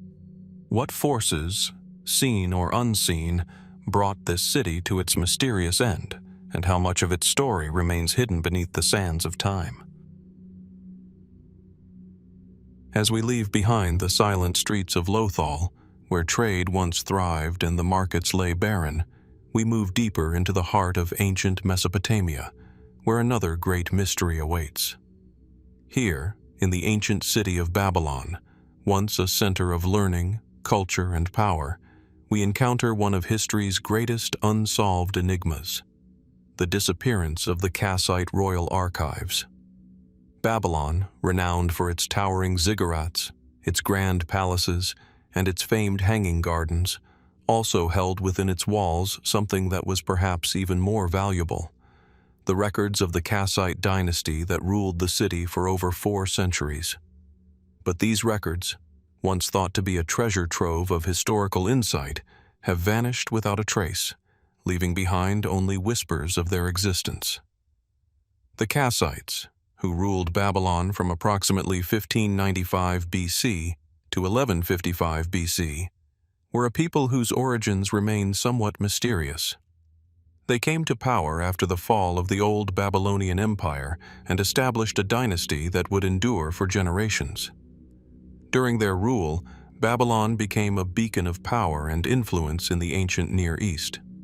The Kassite kings were known for their military prowess, their ability to forge diplomatic alliances, and their contributions to the cultural and architectural heritage of Babylon. But it is the archives they left behind, or rather the lack of them, that has baffled historians for centuries. It is widely believed that the Kassite rulers, like many other ancient civilizations, maintained extensive records. These would have included royal decrees, diplomatic correspondence, treaties, religious texts, and accounts of military campaigns. In the heart of Babylon, scholars and scribes would have worked diligently, carving their knowledge into clay tablets and storing them in vast libraries and archives. These records would have provided invaluable insight into the Kassite reign, shedding light on everything from governance to foreign relations, religious practices, and the everyday life of the people. But when Babylon fell to the invading forces of the Elamites in 1155 BC, something remarkable occurred. The Kassite royal archives disappeared. What happened to these records? Where did they go? The question has plagued archaeologists and historians for generations, as no definitive answer has ever been found. The disappearance of such an important collection of historical documents is a mystery that seems to defy logical explanation. Given the size and importance of the Kassite dynasty, it seems highly unlikely that the archives were simply lost due to negligence or carelessness. So, what could have caused the sudden disappearance of the records that once documented the rise and fall of this ancient dynasty? There are several theories about the fate of the Kassite royal archives, ranging from the plausible to the speculative, but none that offer a concrete solution. One of the most widely accepted explanations is that the archives were deliberately destroyed during the fall of Babylon to the Elamites. In 1155 BC, Babylon was sacked by the Elamite king, Shutruk-Nakhunte, who conquered the city and took many of its treasures, including the famous statue of Marduk. It is believed that during this invasion, the Kassite records, along with other valuable artifacts, were deliberately targeted and destroyed. The Elamites, having conquered the city, may have viewed the royal archives as a symbol of the Kassite dynasty's power and legitimacy, and thus sought to obliterate them in an effort to erase the memory of their rulers. The idea that the archives were destroyed as part of a deliberate act of cultural erasure is compelling, especially considering the brutality of ancient warfare. Records, after all, were not just historical documents. They were symbols of authority and power. By destroying the archives, the Elamites may have sought to weaken the legacy of the Kassite rulers and undermine their influence. But the absence of any clear evidence of mass destruction, no charred remnants of libraries or broken tablets, has led some scholars to question whether this theory is entirely accurate. Could the archives have been saved, or was there another force at play? Another theory suggests that the Kassite records may have been hidden away, deliberately concealed to protect them from destruction. The fall of Babylon in 1155 BC would have been a traumatic event, and it is conceivable that the ruling class, in an effort to preserve their history and cultural legacy, ordered the archives to be secreted away in a hidden location. Perhaps the royal scribes and scholars, fearing for their lives, buried the records in the hopes that they would one day be rediscovered. Could it be that the archives are still waiting to be uncovered, buried beneath the ruins of Babylon, lost to time but not entirely gone? This theory, though intriguing, raises more questions than it answers. If the records were hidden, why have they never been found? And where would such a treasure trove be hidden, buried so deeply that it has evaded detection for centuries? Some have speculated that the disappearance of the Kassite royal archives was the result of a more gradual process. Perhaps, over time, the records were simply lost due to the deterioration of materials or the disbanding of the royal scribes and archivists. The ancient world was not known for its preservation of documents, especially when compared to the great libraries of Alexandria or Nineveh. In a city like Babylon, where warfare, natural disasters, and the ravages of time took their toll, it is possible that the archives simply eroded, disintegrated, or were scattered. Could the Kassite records have been destroyed in the same way that so many other ancient texts have been, lost to fire, decay, or neglect? Yet this theory seems to overlook the fact that ancient Mesopotamians, particularly the Babylonians, were known for their meticulous record-keeping. The Kassites, with their vast and elaborate bureaucracy, would not have allowed such an important cultural repository to deteriorate without efforts to preserve it. So, is it more likely that the archives were destroyed in a deliberate act of violence, hidden away for preservation, or simply lost to time? The absence of solid evidence makes each of these theories equally plausible and equally frustrating.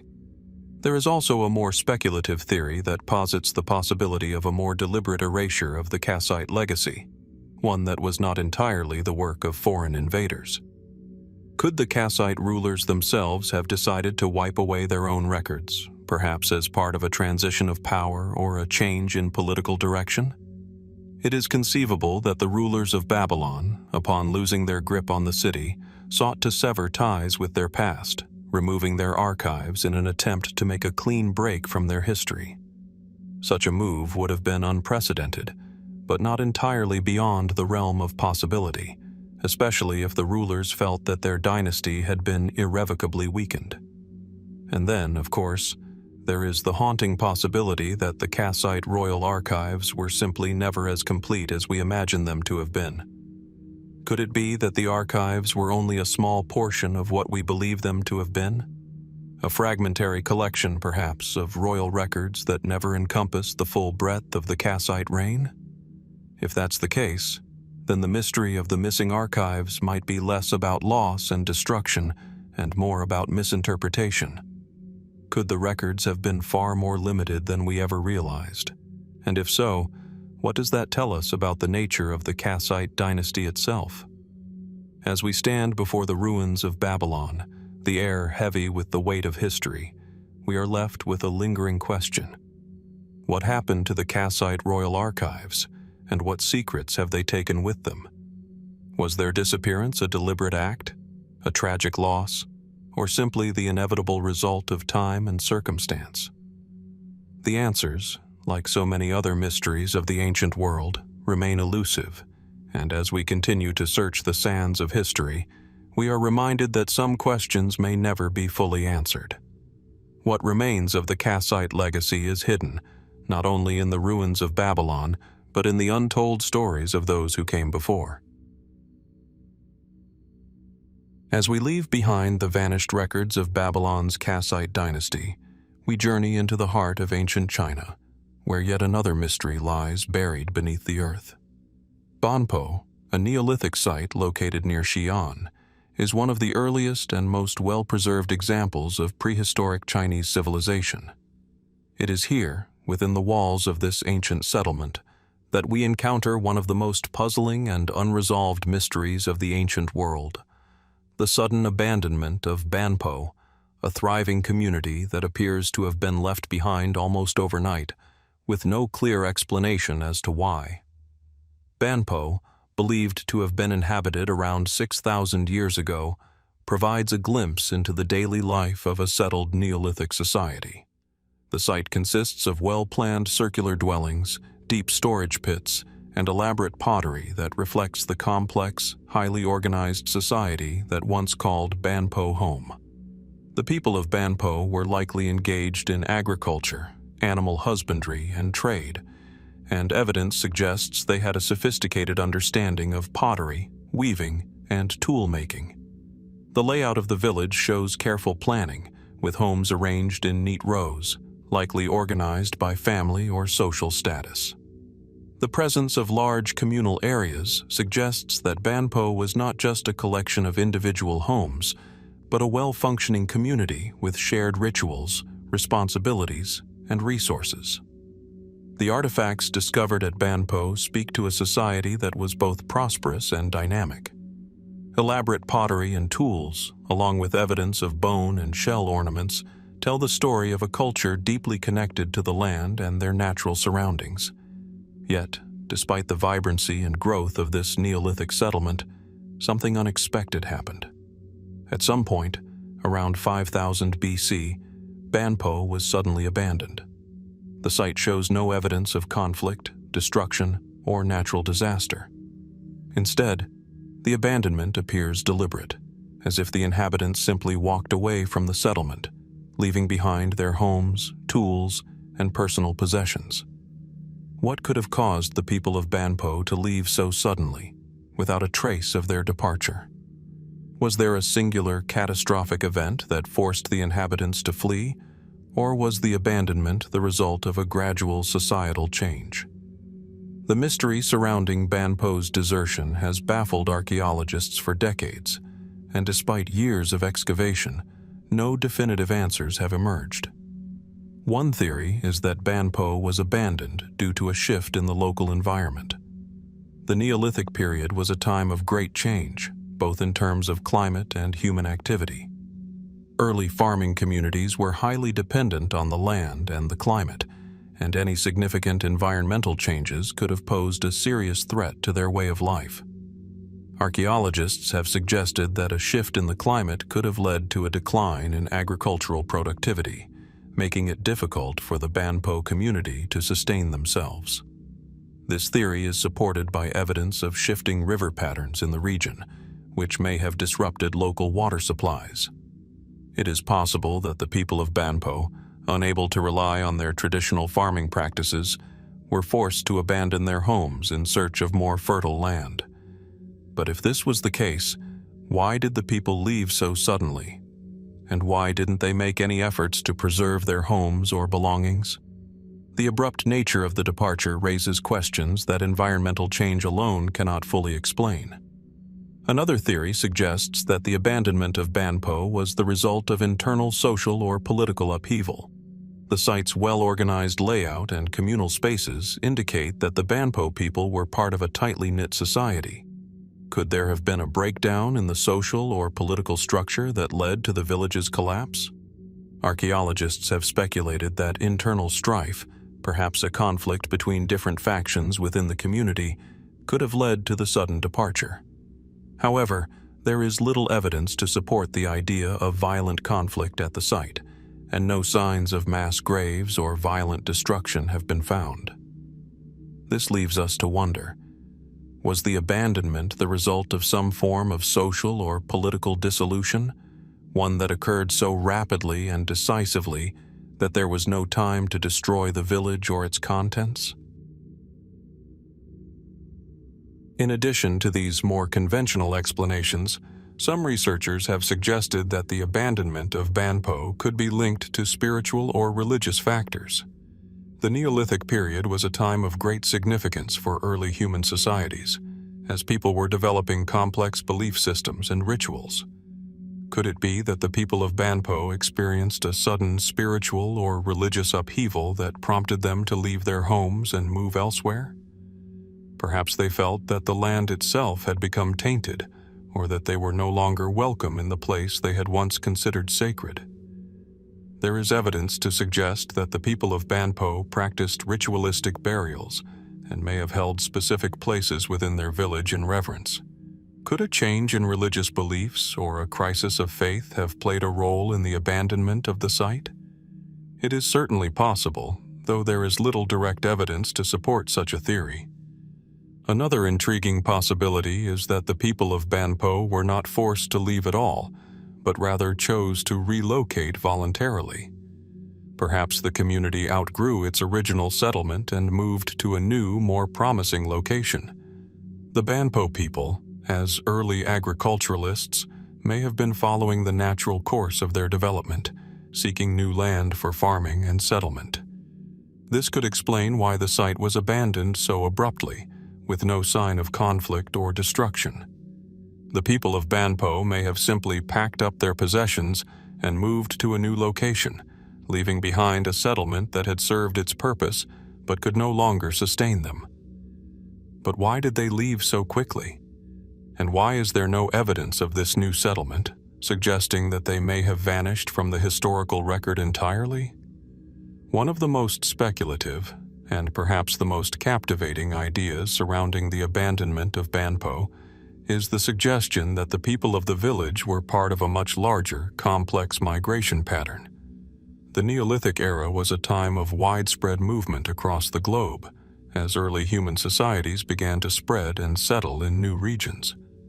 Could it be that the people of Banpo were part of a larger migration that we are not yet fully aware of?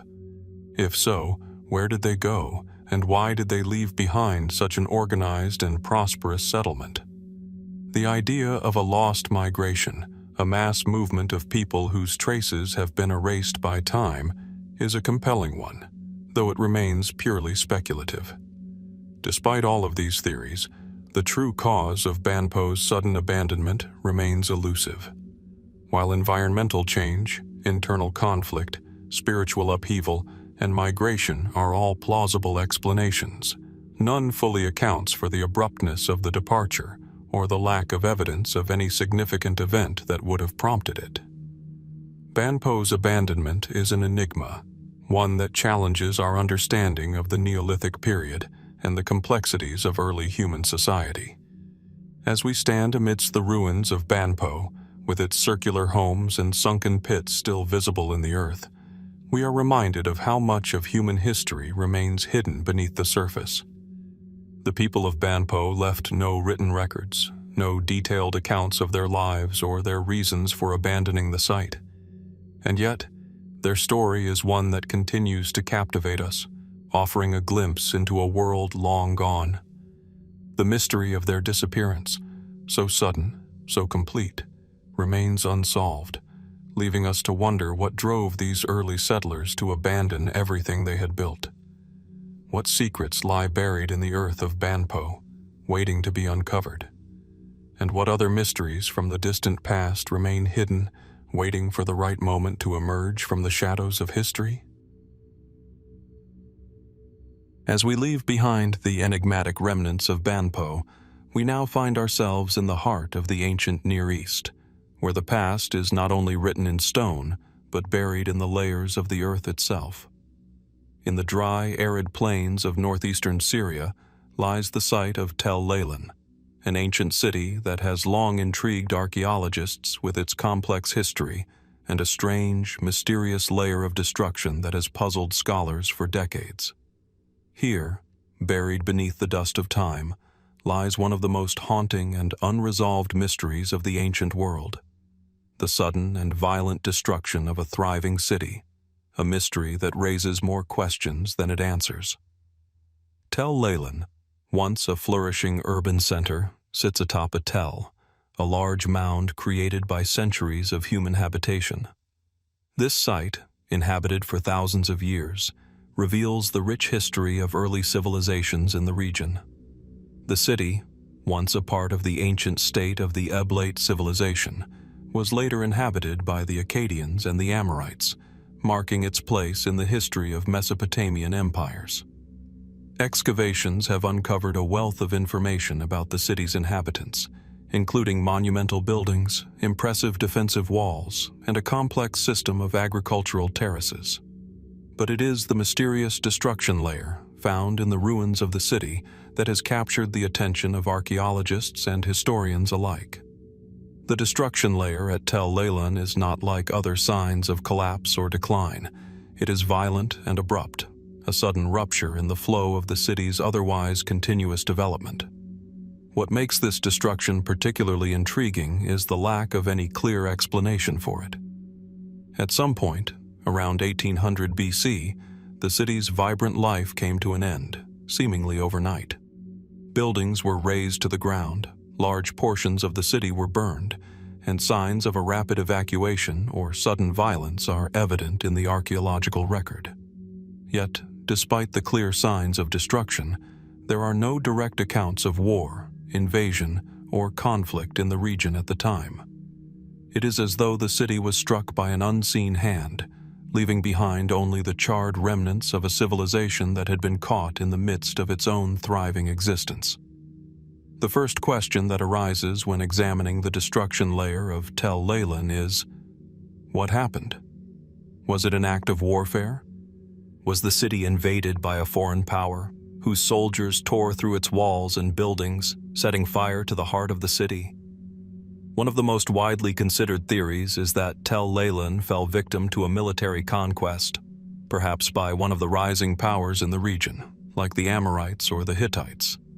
The destruction layer, with its evidence of widespread burning and the collapse of buildings, seems to suggest that the city was assaulted by an enemy force, intent on wiping it off the map.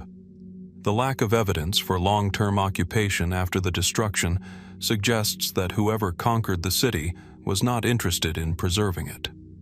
But the evidence of a simple invasion doesn't quite fit the full picture.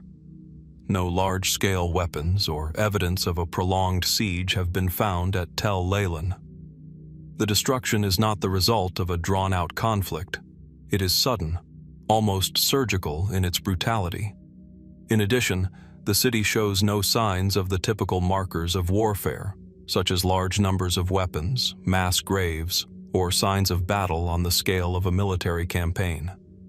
This raises the question, was it really an invasion? Could there be another, less obvious explanation for the rapid and total destruction of the city? Some scholars have proposed that the city was destroyed by a natural disaster, perhaps an earthquake or a massive fire that quickly spread through the densely packed buildings. Earthquakes are a known hazard in the region, and Tel Leilan's location, near the Zagros Mountains, places it within a seismically active zone. Could a natural event, such as a powerful earthquake, have caused the walls of the city to collapse and the structures to burn? This theory is plausible, but there are significant complications. The destruction layer appears to have been caused by a more concentrated, deliberate force, far too precise for a natural disaster alone. There are also no signs of the widespread structural damage typically associated with earthquakes, such as cracks in the earth or shifting foundations. So, while a natural disaster cannot be ruled out entirely, it seems unlikely that such an event alone could explain the city's abrupt and violent end. Another theory that has gained traction in recent years is that the destruction at Tel Leilan was caused by internal strife, a sudden collapse from within. Could the city have fallen victim to an internal rebellion or a coup? The sudden destruction could have been the result of an uprising by the city's own inhabitants or a faction within the city that rose up against the ruling elite. This theory would explain the suddenness of the collapse and the lack of any external invasion. However, evidence for an internal revolt is limited, and the scale of the destruction, especially the burning of large buildings and the collapse of walls, seems to suggest an outside force or a more organized form of violence. If an internal rebellion had been the cause, it would be expected that some areas of the city would have remained intact, but the destruction is almost total, making this theory difficult to support definitively. A more speculative and even more intriguing theory suggests that the destruction of Tel Leilan was the result of a climate catastrophe, such as a drought, famine, or environmental collapse that triggered mass migration or internal turmoil. The ancient Near East was highly dependent on the delicate balance of its agricultural systems, and changes in climate could have had a profound impact on urban settlements. Could a sudden and severe drought have caused a breakdown in the city's food supply, leading to social unrest and the eventual collapse of the city? Or was it a more slow-burning environmental change that triggered a chain of events, from famine to violence, culminating in the city's destruction? This theory points to the vulnerability of early urban civilizations to the whims of nature, forces beyond human control that could bring even the most advanced cities to their knees. But again, the lack of clear evidence of environmental shifts at the time leaves this theory more speculative than conclusive. One of the more fringe theories posits that the destruction of Tel Leilan could be the result of something far more extraordinary, a cultural collapse caused by a religious or spiritual crisis. Given the importance of ritual and belief systems in the ancient world, it is possible that the people of Tel Leilan experienced a profound crisis of faith or a dramatic religious upheaval that led to the destruction of their city. Could the people of Tel Leilan, confronted with a sudden shift in their worldview, destroyed their own homes in an act of spiritual or religious retribution? While this may seem unlikely, the nature of the destruction, swift, total, and without external cause, invites speculation about the role of belief systems in shaping the fate of ancient societies. As we stand at the site of Tel Leilan, gazing over the ruins of a once thriving city, we are left with more questions than answers. The sudden destruction of the city, with no clear cause or explanation, is a puzzle that challenges our understanding of ancient civilizations. Was it the result of a military invasion, a natural disaster, an internal rebellion, or a religious upheaval? Or is there some other force at work, some hidden element of history that remains just beyond our reach? The mystery of Tel Leilan is a reminder of how fragile the course of history can be, how a single event, whether natural or man-made, can alter the fate of an entire city. As we dig deeper into the layers of this ancient site, we are confronted not only with the material remains of a civilization, but with the unanswered questions that continue to haunt the ruins. What happened to the people of Tel Leilan, and what secrets does the destruction layer hold? In the end, the mystery remains unsolved, leaving us to wonder what may still be buried beneath the dust of time. As we leave the ruins of Tel Leilan behind, with their untold stories of destruction and decay, we turn our gaze to the distant lands of Nubia, where another mystery waits, one that has lingered in the shadows of history for millennia. In the sands of the Nile Valley, where the golden sun reflects off the ruins of ancient kingdoms, lies the cryptic disappearance of King Nastasen of Nubia. The final years of this powerful ruler, who reigned during the 4th century BC, remain shrouded in silence, leaving us to wonder, what happened to him? Why does history seem to have erased his last years, and why does his legacy seem to fade as abruptly as it appeared? Nastasen, a king of the Kingdom of Meroe, was part of the 25th dynasty of Egypt, a period known for the rise of Nubian pharaohs who ruled over both Egypt and Nubia, establishing a powerful and enduring presence in the Nile Valley. His reign, marked by military prowess and diplomatic astuteness, left an imprint on both Nubian and Egyptian history. Under his leadership, the Kingdom of Meroe prospered, its economy bolstered by trade routes that stretched deep into sub-Saharan Africa. The Nubians were recognized not only as formidable warriors, but also as cultured rulers who valued the arts, religion, and the preservation of their history. Yet despite his achievements, King Nastasen's final years remain an enigma. Unlike other kings of the 25th dynasty, whose reigns are well documented in inscriptions, monuments, and tombs, there is a glaring silence surrounding the last chapter of Nastasen's life. The historical record is interrupted, leaving us with precious few clues as to what occurred during his final years, and why such a pivotal ruler seems to have vanished without a trace. It is in the royal cemetery of Meroe, where the remains of kings and queens lie interred in majestic tombs, that the first hints of this mystery emerge. Archaeologists have uncovered the tomb of King Nastasen, a burial site that would be expected to hold a wealth of information about his reign, his achievements, and his final days.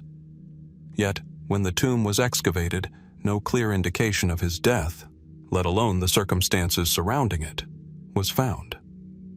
The tomb itself, though grand, contained no inscriptions or records detailing his passing or the events of his final years. This absence is puzzling, given the customary practice of recording such details in royal tombs.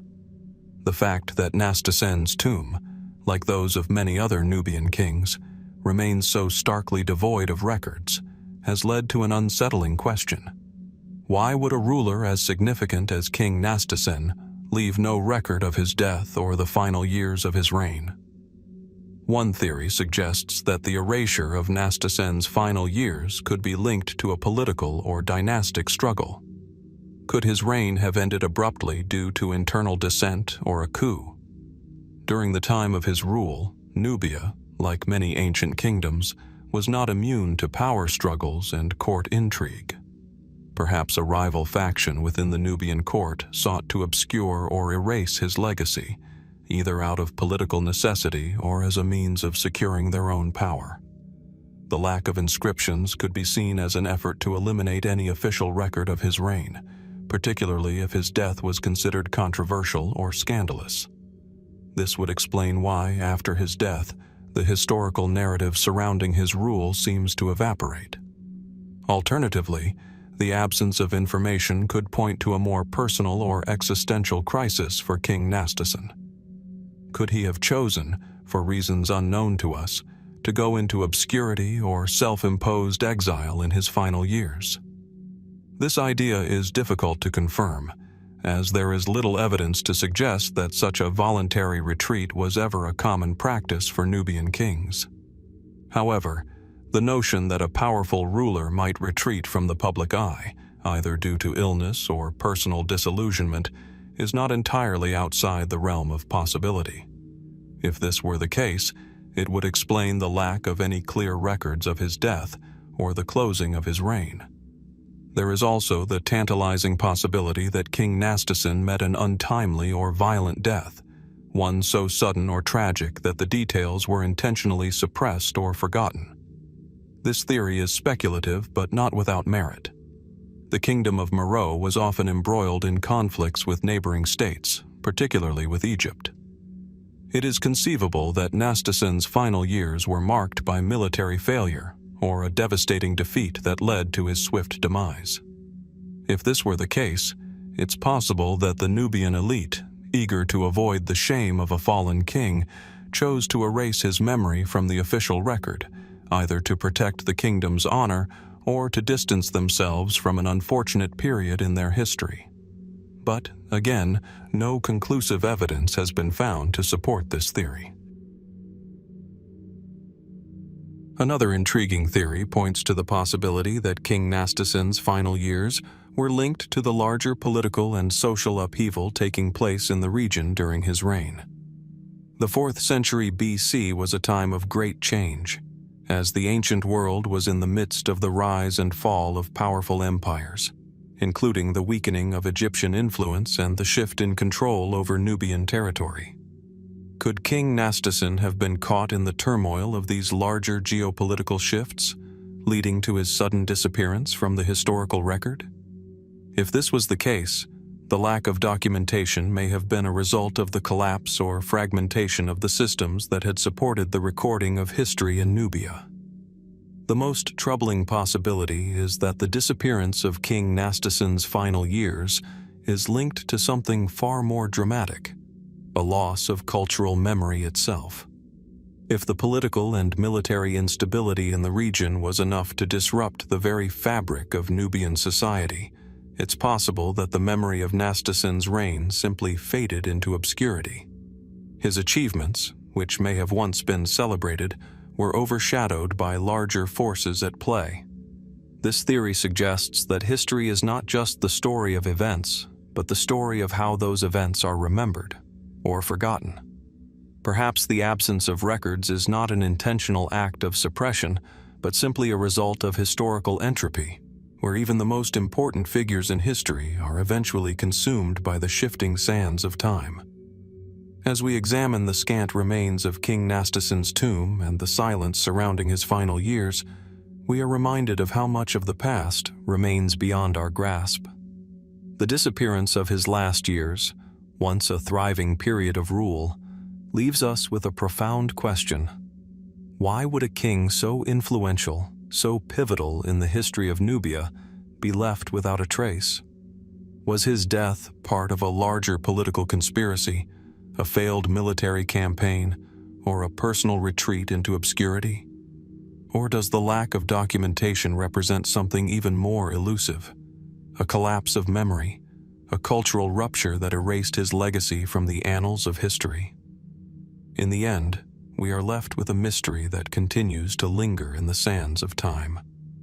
The life and reign of King Nastasin, though well documented in many ways, remains incomplete. His final years hidden from view, obscured by the forces of history. What secrets remain buried with him, waiting to be uncovered? What else might still be waiting to emerge from the darkness of the past, where the answers to these mysteries lie hidden, just out of reach? As we turn our attention from the mysterious disappearances of Nubian kings, we now journey into the shadowy world of ancient exploration, a world where adventure, discovery, and danger intertwined in the unexplored corners of the earth. In the 6th century BC, one of the Persian Empire's most intriguing expeditions took place, led by a commander named Scylax. His journey is marked by a strange and inexplicable disappearance that has remained a historical enigma for over 2 millennia. The mission was ambitious: to explore the unknown, map the uncharted waters, and claim dominion over distant lands. Yet despite the considerable historical evidence of Scylax's journey, the fate of his expedition remains one of the most perplexing mysteries of the ancient world. Scylax of Karionda, a Greek explorer in the service of the Persian king Darius I, is often remembered for his groundbreaking voyage of exploration in the 6th century BC. Commissioned by Darius to explore the course of the Indus River and gather intelligence on the regions beyond, Scylax's mission represented a significant effort to extend the reach of the Persian Empire. It was one of the earliest known navigational expeditions of its kind, providing crucial insight into the lands that lay beyond the familiar realms of the ancient Near East. Scylax's journey began when he was sent to the mouth of the Indus River, located in what is now modern-day Pakistan. It is said that he navigated the river from its mouth to its source, a feat that was considered an extraordinary achievement at the time. Along the way, Scylax recorded descriptions of the people, customs, and landscapes he encountered, offering the Persian Empire invaluable information about the lands to the east, which were largely unknown to them. According to Herodotus, the famed Greek historian, Scylax's journey provided the first detailed account of the Indus River and its surrounding areas, detailing everything from the terrain to the people he encountered, some of whom were described as being strange and exotic to the Persians. But what happened to Scylax's expedition after his remarkable exploration of the Indus River? The historical record becomes notably sparse, and the further fate of his journey remains shrouded in mystery. After returning from his voyage, Scylax is said to have reported back to Darius I, detailing the land and the river.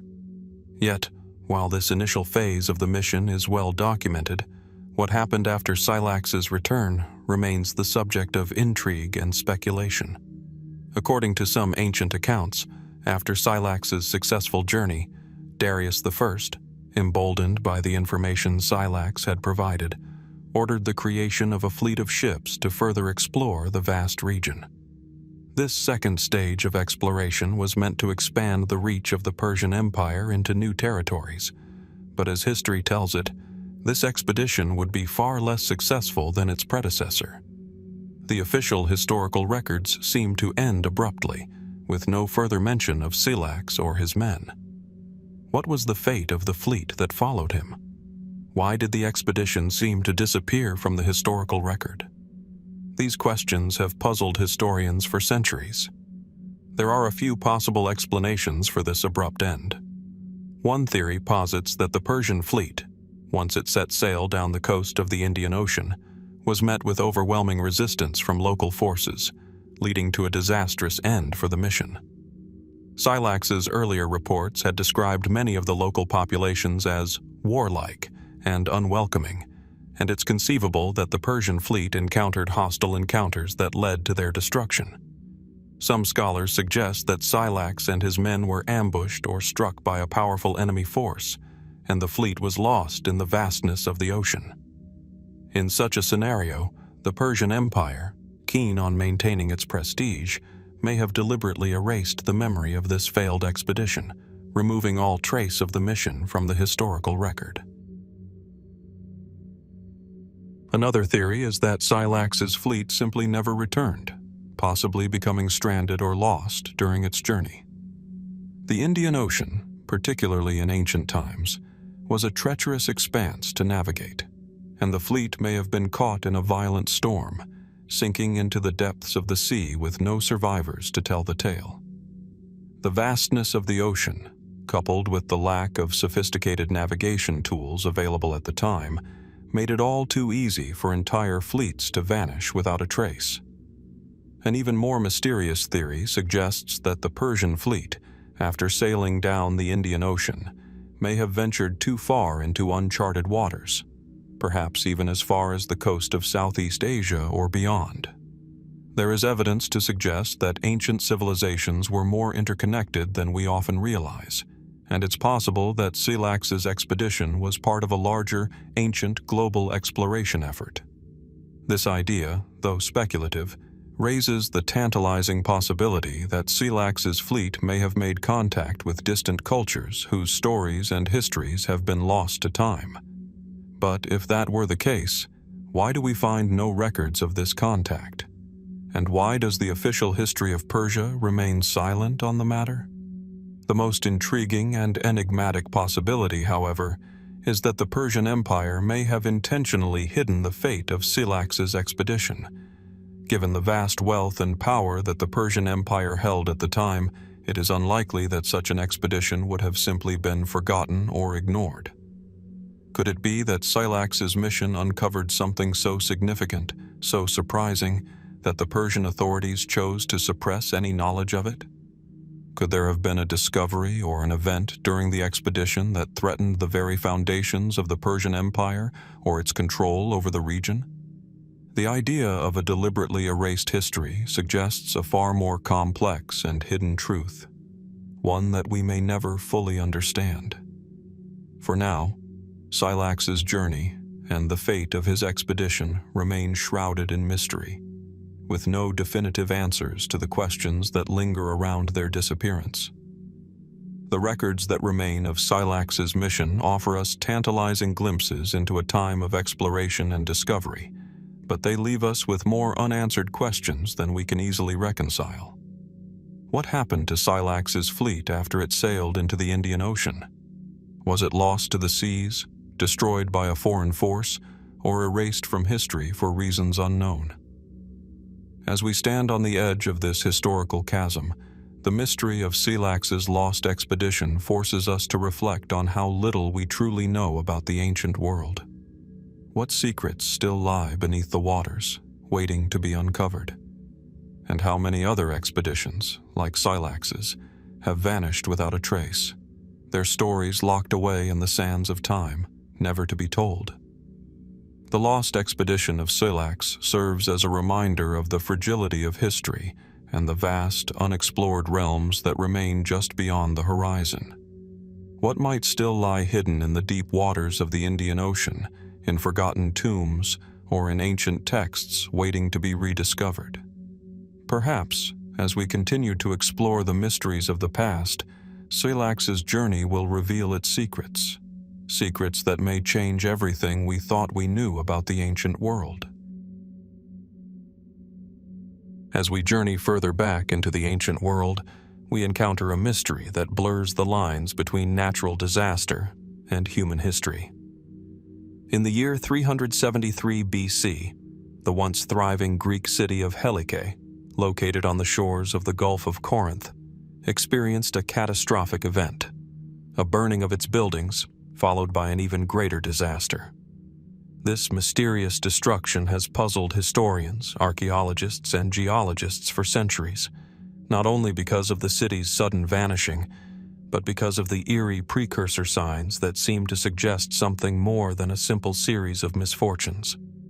The city was destroyed, swallowed by the earth, but its final moments remain shrouded in intrigue, leaving us to wonder, what truly happened to Helike, and why did the signs seem to foreshadow its fate? Helike was a prosperous and vibrant city-state, known for its involvement in the Amphictyony of Delphi, a coalition of cities that shared an interest in the Oracle of Delphi. It stood as a significant cultural and economic hub, its streets lined with grand buildings, temples, and bustling marketplaces. The city flourished, its people enjoying the rewards of maritime trade and strategic alliances with other Greek states. Yet, despite its apparent success, Helike was destined for an abrupt and violent end, an end that, for centuries, has intrigued and mystified scholars. The historical accounts of the city's demise are scant but hauntingly consistent. In 373 BC, the city of Helike was destroyed in a series of catastrophic events. The first of these was a series of mysterious fires that consumed large portions of the city. These fires were so intense that they caused widespread devastation, with many of the buildings in the city center reduced to ash. The destruction of Helike's buildings is a strange precursor to what was to come, a city on the verge of ruin, seemingly preparing for a greater fate. Yet, the fires themselves were not enough to explain the complete disappearance of the city. The true enigma lies in what happened next. Only a short time after the fires, Helike experienced a more terrifying and final disaster. In what is often described as a mysterious sinking, the entire city vanished overnight, swallowed by the earth in a single cataclysmic event. The cause of this was later identified as a massive earthquake, followed by a tsunami, which caused the ground to sink, submerging the city under the sea. The inhabitants of Helike, it is believed, perished in the disaster, their city lost forever. For centuries, the site of Helike remained hidden beneath the waters of the Gulf of Corinth, and its remains were relegated to legend. But what is most intriguing about the fate of Helike is the series of strange precursor signs that are said to have preceded the city's destruction. According to ancient sources, the people of Helike were given a glimpse of their impending doom long before the disaster struck. The most notable of these signs was a series of mysterious earthquakes, tremors that shook the ground beneath their feet in the months leading up to the final catastrophe. These were not ordinary seismic events. They were strange and unpredictable, unlike any tremors the city had experienced before. The residents of Helike reportedly witnessed the sea around their city recede dramatically, an ominous sign that the earth was shifting beneath them. Some even claimed that the waters of the Gulf began to bubble and froth, an eerie precursor to the tsunami that would later engulf the city. And yet, despite these alarming signs, the people of Helike did not evacuate, perhaps believing that the tremors were nothing more than a passing occurrence or a natural event that would soon subside. Another puzzling aspect of Helike's final moments is the reports of the city's animals. It is said that just before the sinking, the livestock in Helike acted in a most peculiar way. According to ancient accounts, the animals began to panic, fleeing the city in great numbers and displaying signs of extreme distress. This behavior, so out of the ordinary, has led some researchers to suggest that the animals may have been sensing something beyond the comprehension of the human inhabitants, a seismic shift in the earth perhaps, or a disturbance in the magnetic field. Animals are often more attuned to changes in the environment than humans, and their unusual behavior raises the question of whether they somehow knew, instinctively, that the end was near. Despite these mysterious signs, the true cause of Helike's destruction remains a subject of debate. The official historical explanation, as presented by ancient sources such as Plutarch and Strabo, attributes the city's fate to a combination of natural forces, a powerful earthquake followed by a massive tsunami. Earthquakes are not uncommon in the region, as it lies along a fault line, and the Gulf of Corinth is known for its seismic activity. The combination of these natural forces would have been enough to cause the ground beneath the city to collapse, sending it crashing into the sea. The tsunami, triggered by the earthquake, would have swept across the city, drowning the inhabitants and submerging the ruins beneath the waters. Yet, despite the plausibility of this explanation, there are still gaps in our understanding. For one, there is the question of the fires that struck the city before the earthquake. Could the fires themselves have been a sign of something more than mere misfortune? Some scholars suggest that the fires could have been caused by gas emissions or other geological phenomena connected to the earthquake activity. The idea that the fires were a direct precursor to the sinking of the city suggests that the forces at play in the region were far more complex than a simple chain of natural events.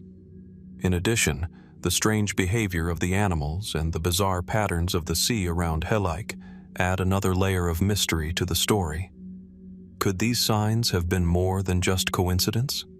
Could they have been symptoms of some other, unseen force at work? Perhaps even a geological anomaly, like a slow-moving gas leak from deep beneath the Earth's surface that caused both the fires and the earthquakes. Some have suggested that a phenomenon like this could explain the seemingly inexplicable signs that were reported before the final disaster. Others have proposed that the events surrounding Helike were the result of a more sinister, unknown cause, a force that we cannot yet understand, a force that might have been harnessed or even triggered by human actions long before the final disaster struck. One of the more speculative theories posits that the sinking of Helike was not just a natural event, but the result of a deliberate act, perhaps a punishment or retribution. According to this theory, the city of Helike was cursed, and its destruction was a form of divine intervention. This idea is rooted in the belief that the gods were punishing the city for some transgression, although what that might have been is unclear. Some have pointed to the city's involvement in the sanctuary of Delphi or its political alliances, suggesting that Helike's fate was tied to its actions on the larger stage of Greek politics. However, this theory remains speculative, and there is no solid evidence to support it. As we stand on the shore of the Gulf of Corinth, gazing out over the waters that once held the remains of the city of Helike, we are confronted with a series of questions that remain unanswered. Was the destruction of Helike simply the result of a natural disaster, an earthquake and a tsunami? Or was there something more at work? Why were there signs, both strange and ominous, that preceded the disaster?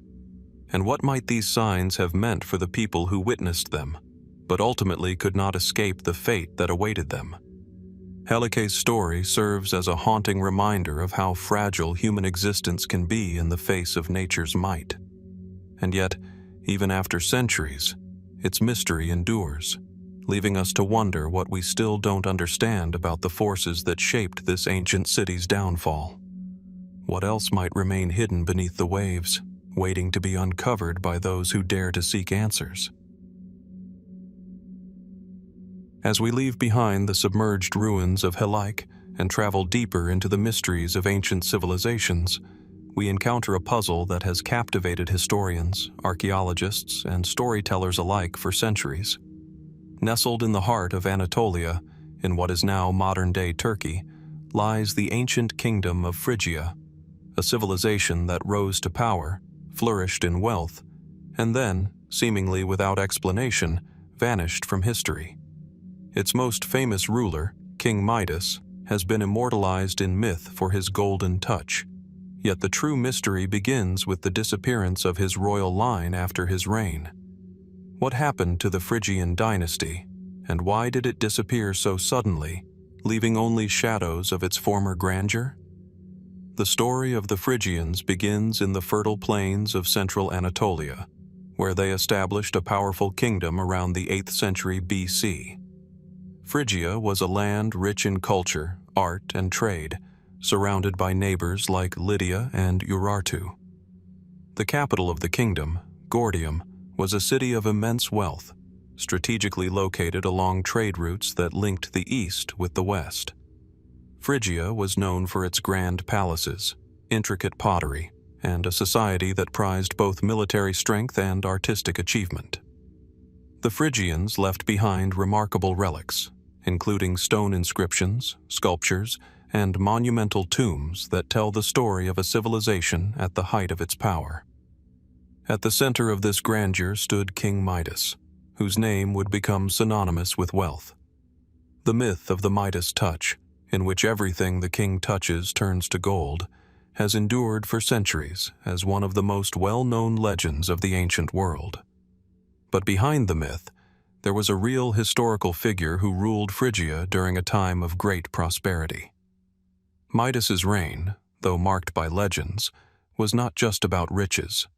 His kingdom was one of the most powerful in the region, and his alliance with other great rulers of the time, such as the Assyrian king Tiglath-Pileser III, secured his place in history. But what happened after Midas's reign? The royal line of Phrygia, once so prosperous and powerful, seemed to vanish without a trace. Historical records indicate that after Midas, there was a dramatic shift in the kingdom's fortunes. The once great Phrygian kingdom, which had enjoyed centuries of prosperity, fell into decline. The reasons behind this decline are not entirely clear, but what is perhaps most puzzling is the sudden disappearance of the royal family itself. After Midas's death, the Phrygian throne passed to his son, but there are few records of the events that followed. In fact, there is an eerie silence in the historical record regarding the Phrygian dynasty in the years after Midas. One of the most enduring mysteries surrounding the fall of the Phrygians is the complete lack of documentation about the fate of their royal line. Ancient historians, such as Herodotus, make little mention of the Phrygians in the centuries following Midas's reign. It is as though the Phrygian kings simply ceased to exist, and their kingdom faded from history. This gap in the historical record raises several intriguing questions. Was there a sudden downfall of the Phrygian dynasty, or did it slowly fade into obscurity? And what could have caused such a dramatic and swift disappearance? A common theory is that the decline of Phrygia was tied to external threats, particularly from the rising power of Lydia. The Lydians, under their king Croesus, had grown increasingly powerful in the 6th century BC, and it's believed that their expansionist ambitions may have led to the weakening of the Phrygian kingdom. The fall of Gordium and the eventual collapse of the Phrygian state are often attributed to Lydia's military campaigns. However, the absence of records about the final fate of the Phrygian kings leaves room for speculation. If the Lydians did indeed conquer Phrygia, why are there no clear accounts of this event? Could the royal line have been wiped out in a single swift attack, with the details deliberately erased from history? Or was the Phrygian monarchy overthrown from within, the result of internal strife, rebellion, or a loss of political legitimacy? Another theory proposes that the disappearance of the Phrygian royal family was linked to the natural disasters that struck the region during this time. Earthquakes, floods, and other catastrophic events were not uncommon in Anatolia, and some researchers have suggested that a major earthquake could have played a role in the collapse of the kingdom. There is evidence that the city of Gordium, once the bustling capital of Phrygia, was struck by a massive earthquake in the 6th century BC, causing significant damage to the city. Could this disaster have been the final blow to a kingdom already weakened by external pressures? And if so, what happened to the royal family during this time of crisis? Were they simply swept away by the destruction, or did they choose to abandon their city and flee into the unknown? Some have even suggested that the disappearance of the Phrygian royal line might be linked to a more supernatural explanation. The myth of King Midas and his golden touch may not just be a reflection of his wealth, but also a symbol of divine retribution. Could Midas's pursuit of wealth and power have angered the gods, leading to a curse that caused the downfall of his entire dynasty? While such theories remain speculative, they do reflect the ancient belief that kings were often seen as divine beings, subject to the whims of the gods. If this theory holds any weight, the disappearance of the Phrygian royal line might have been viewed by later generations as the tragic result of divine punishment, wiping away the legacy of a once great dynasty. Perhaps the most intriguing theory is that the disappearance of the Phrygian royal family was not the result of conquest or natural disaster, but of a deliberate attempt to erase the history of the kingdom. Some historians believe that the fall of Phrygia coincided with a broader cultural shift in the region, a time when rival powers sought to rewrite history to secure their own legitimacy. The loss of the Phrygian monarchy could have been deliberately obscured by those who wished to establish their dominance, erasing the memory of the once powerful kings of Phrygia. This idea suggests that the disappearance of the Phrygian royal line may not have been a result of a single event, but a gradual process of historical erasure, leaving only the myths and legends to survive. As we stand on the archaeological sites of ancient Phrygia, looking at the remnants of Gordium's once grand palaces and tombs, we are left with a lingering question. What really happened to the Phrygian royal line after King Midas? Was their downfall the result of external conquest, natural disasters, or internal strife? Or was it something more mysterious, something that has been hidden from history, waiting for us to uncover? In the end, the story of the Phrygian dynasty serves as a reminder that even the most powerful and prosperous civilizations can vanish without a trace, leaving only whispers of their former glory. As we continue to investigate the lost kingdoms of the ancient world, the disappearance of the Phrygians remains one of the most perplexing and unresolved mysteries. What more might we uncover about their rise, their fall, and the hidden truths that still lie buried beneath the soil of Anatolia? The answers, it seems, remain just out of reach, waiting to be discovered by those who dare to seek them. As we journey through the annals of ancient history, few locations have proven as enigmatic as Susa, the once great capital of the Elamite Empire. Nestled in the foothills of the Zagros Mountains, in what is now southwestern Iran, Susa was a city of immense historical and cultural significance. For over 2 millennia, it stood as a key center of political power, commerce, and art in the ancient Near East. Yet, as we sift through the layers of its rich history, there is one particular mystery that continues to elude us: the sudden silence of Susa's inscriptions. For centuries, inscriptions were the lifeblood of ancient Susa, a means by which kings, rulers, and officials immortalized their achievements, decrees, and divine mandates. These inscriptions, etched into stone tablets, walls, and monuments, offer us a glimpse into the lives of the Elamite people, their political systems, religious practices, and cultural evolution. They speak to us in a language that, although largely deciphered, still holds secrets and nuances that we are only beginning to understand. Yet, at a certain point in the history of Susa, these inscriptions abruptly stopped. The texts that once filled the walls of temples, palaces, and public buildings ceased to be written, leaving behind an eerie silence that no one can fully explain. To understand the magnitude of this mystery, we must first take a step back and look at the importance of Susa in its prime. The city was a hub of ancient civilization, strategically located at the intersection of major trade routes connecting Mesopotamia to the east. Its role as a capital of the Elamite Empire ensured its prominence, with a bustling population, grand palaces, and monumental structures that reflected the grandeur of the empire itself. Susa was not only a political and military center, but also a cultural one. It was here that the famous Code of Hammurabi was once brought by the Babylonian king, and it was in Susa that the Persians, under Darius I, would later take up residence. The city's rich history was meticulously recorded in the inscriptions of its rulers. Elamite kings and queens used these inscriptions to assert their authority, recount military victories, and seek the favor of the gods.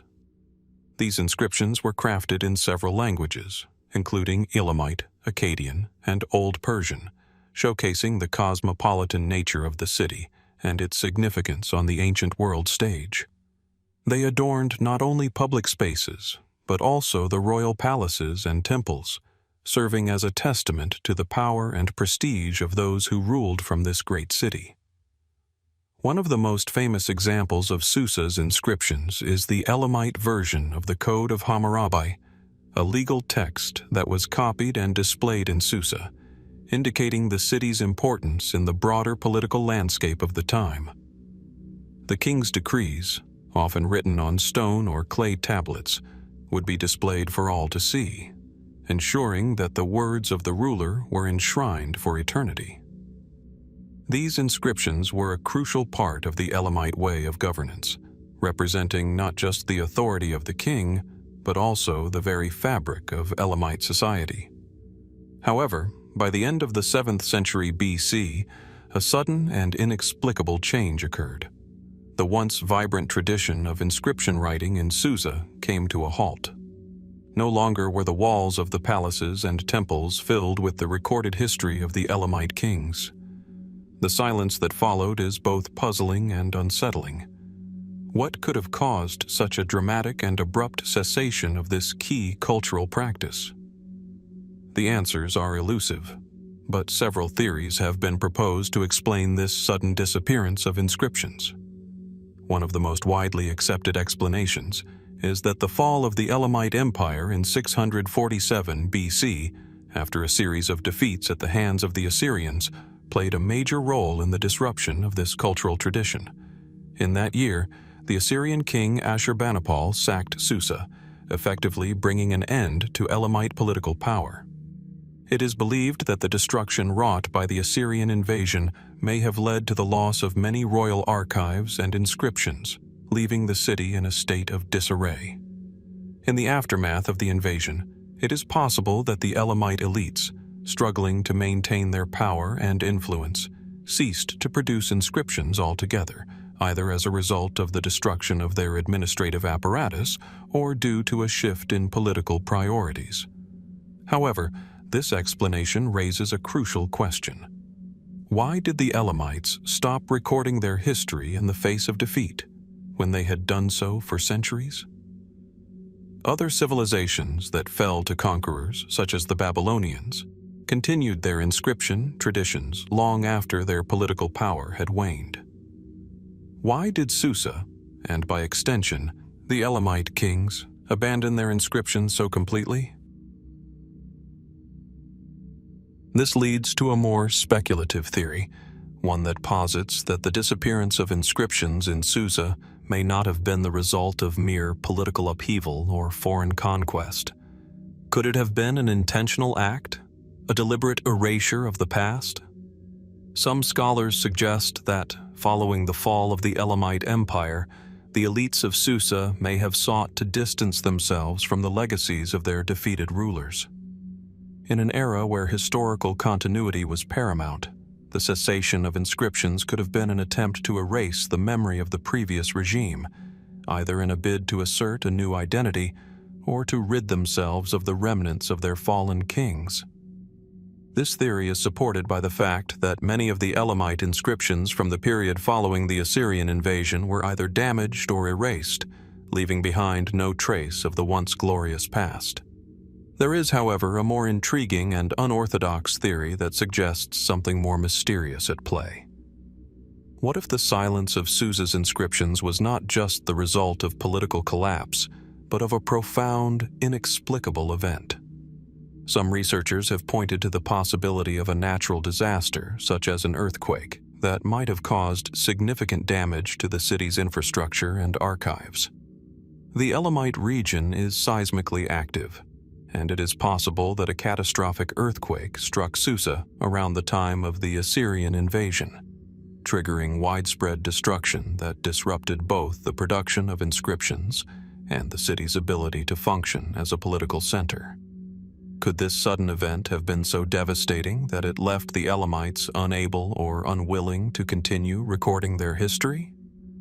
Another speculative theory involves the influence of a religious or cultural shift. During this period, the Elamites were increasingly exposed to Persian and Mesopotamian cultural influences, and it is possible that new religious practices and philosophies began to take hold. The ancient practice of inscription writing, so closely tied to the Elamite kingship and their relationship with the gods, might have fallen out of favor with the advent of new beliefs and ideologies.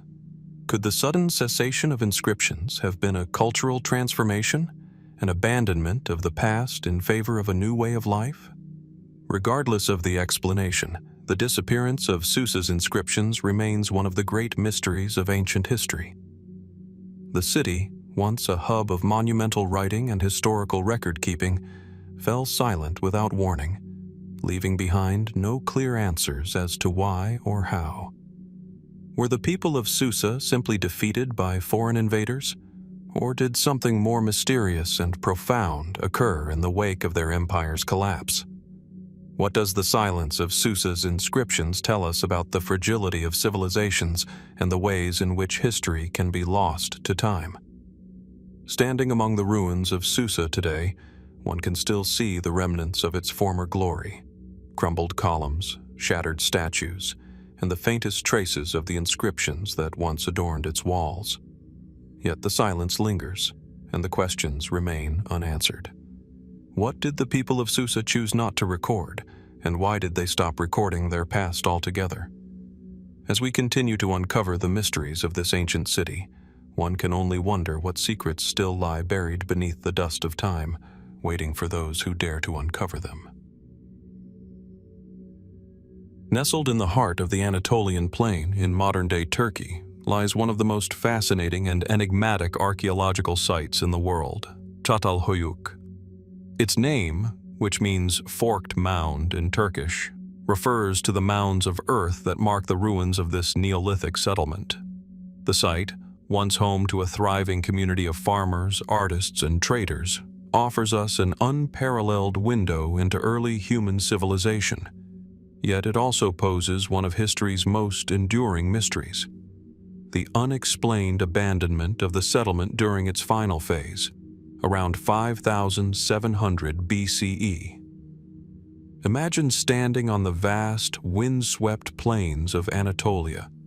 The sun rises over the jagged silhouette of the Tell, the mound that rises from the earth like an ancient monument to human ingenuity and resilience. The site of Çatalhöyük spans over 13 hectares and was home to thousands of people at its peak, making it one of the largest and most complex settlements of its time. As you wander through the excavation sites, you can still make out the remnants of mud brick walls, the faint outline of room layouts, and even the murals that once adorned the interiors of homes. The city was a labyrinth of interconnected homes with no streets, its inhabitants living in close quarters and moving from one rooftop to another. It was a place where life, art, and death were intimately intertwined, where people lived side by side with their ancestors and with the gods they believed inhabited the world around them. The homes at Çatalhöyük were simple but functional, with ovens for cooking, storage areas, and hearths for warmth. But what truly sets this site apart is its art, the vibrant frescoes and murals that decorate the walls of many of the homes. These depictions, which range from abstract patterns to representations of bulls, women, and even the occasional human figure, offer us a glimpse into the world view of the people who once lived here. The images are rich in symbolism, suggesting a society deeply connected to the natural world and to the spiritual realm. The frequent depiction of bulls, in particular, hints at a society that revered the animal, possibly as a symbol of fertility or power. The inhabitants of Çatalhöyük were early farmers, growing wheat, barley, and legumes. They domesticated animals, including cattle and sheep, and developed a complex social structure. Trade with neighboring regions was also an important aspect of their economy, evidenced by the discovery of obsidian tools and other goods from distant lands. But despite its wealth, its culture, and its art, something happened at the end of Çatalhöyük's life that still puzzles archaeologists today: the abrupt and complete abandonment of the settlement. By the late 6th millennium BCE, Çatalhöyük had been abandoned, its streets, homes, and workshops left empty, as if its people had simply disappeared. The sudden nature of the abandonment is especially puzzling because there is little evidence of conflict, invasion, or any obvious cause for this mass departure. Unlike other ancient settlements that fell due to warfare or natural disasters, the inhabitants of Çatalhöyük left behind no signs of destruction or violent conflict. Instead, the site was abandoned quietly, with houses left intact, tools still lying where they were left, and artwork unfinished on the walls. This peculiar scenario leaves us with several questions. Why did the people of Çatalhöyük, who had lived there for over 1,000 years, suddenly abandon their homes? What could have caused such a drastic shift in a society that seemed to be thriving? And why did they leave behind such a well-organized, densely populated settlement, one that had become the heart of Neolithic life in Anatolia? One of the most widely accepted explanations is that the abandonment was caused by environmental changes. Çatalhöyük was built in an area with fertile soil, but it was also subject to periodic flooding and other environmental stressors. Some researchers have suggested that climate change could have played a role in the site's sudden abandonment, with a prolonged drought or shift in rainfall patterns making farming less viable.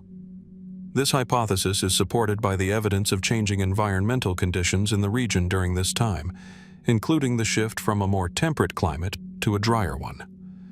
If the land could no longer support the agricultural practices that had sustained the community, the people of Çatalhöyük may have been forced to leave in search of more fertile ground. Yet, this theory still leaves many questions unanswered. Why would a community that had successfully lived in the area for centuries suddenly be unable to adapt to changing conditions? It seems unlikely that the inhabitants would have simply abandoned the city without attempting to adjust or migrate gradually. Moreover, the suddenness of the departure, along with the lack of destruction or signs of hardship, suggests that something more may have been at play. Could there have been a more social or political cause for the abandonment? One theory posits that a shift in social organization or religious beliefs might have led to the people's departure. In the final phase of Çatalhöyük's life, there is evidence of a growing complexity in social structures. Some researchers suggest that as the community grew, so too did tensions between different groups, leading to internal conflict or a breakdown in the social fabric. Perhaps the people of Çatalhöyük began to outgrow their spiritual practices or their worldview. Some archaeologists believe that the rich, ritualistic life that had once defined the settlement, with its focus on ancestor worship and symbolic art, may have begun to lose its appeal. The abandonment could have been the result of a shift in religious or cultural beliefs, perhaps a spiritual crisis, or the arrival of new ideas that led the inhabitants to leave their ancestral home behind. This theory, while speculative, raises an interesting question. Could the people of Çatalhöyük have experienced a collective realization or transformation that led them to abandon the site for a new way of life?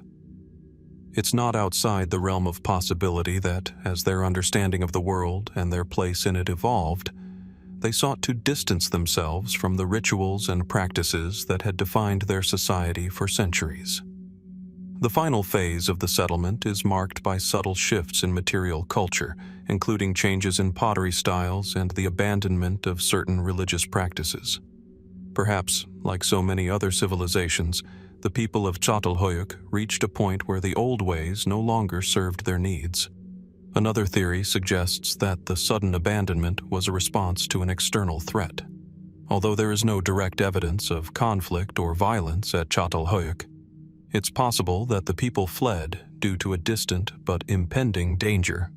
The rise of new, more aggressive cultures in surrounding regions, such as the early Hittites and other Anatolian groups, might have forced the inhabitants of Çatalhöyük to relocate.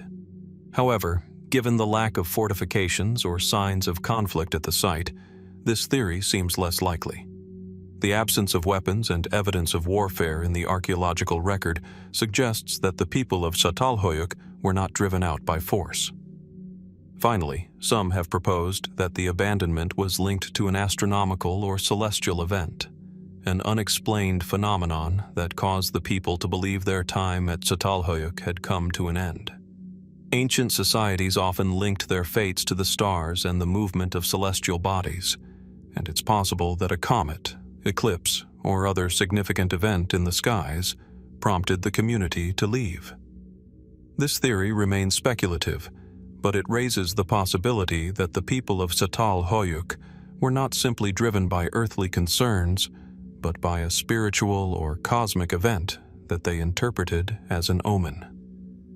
The mystery of Çatalhöyük's abandonment is one that continues to intrigue archaeologists and historians. No single theory fully explains the phenomenon, and the true reason for the settlement's sudden departure may never be known. Yet as we sift through the remnants of this ancient site, its art, its tools, its sacred spaces, we are reminded of how quickly civilizations can rise and fall, leaving behind only the faintest traces of their existence. As we stand on the ruins of Çatalhöyük today, we are left with more questions than answers. What caused the people of this remarkable Neolithic city to abandon their homes and their way of life so suddenly?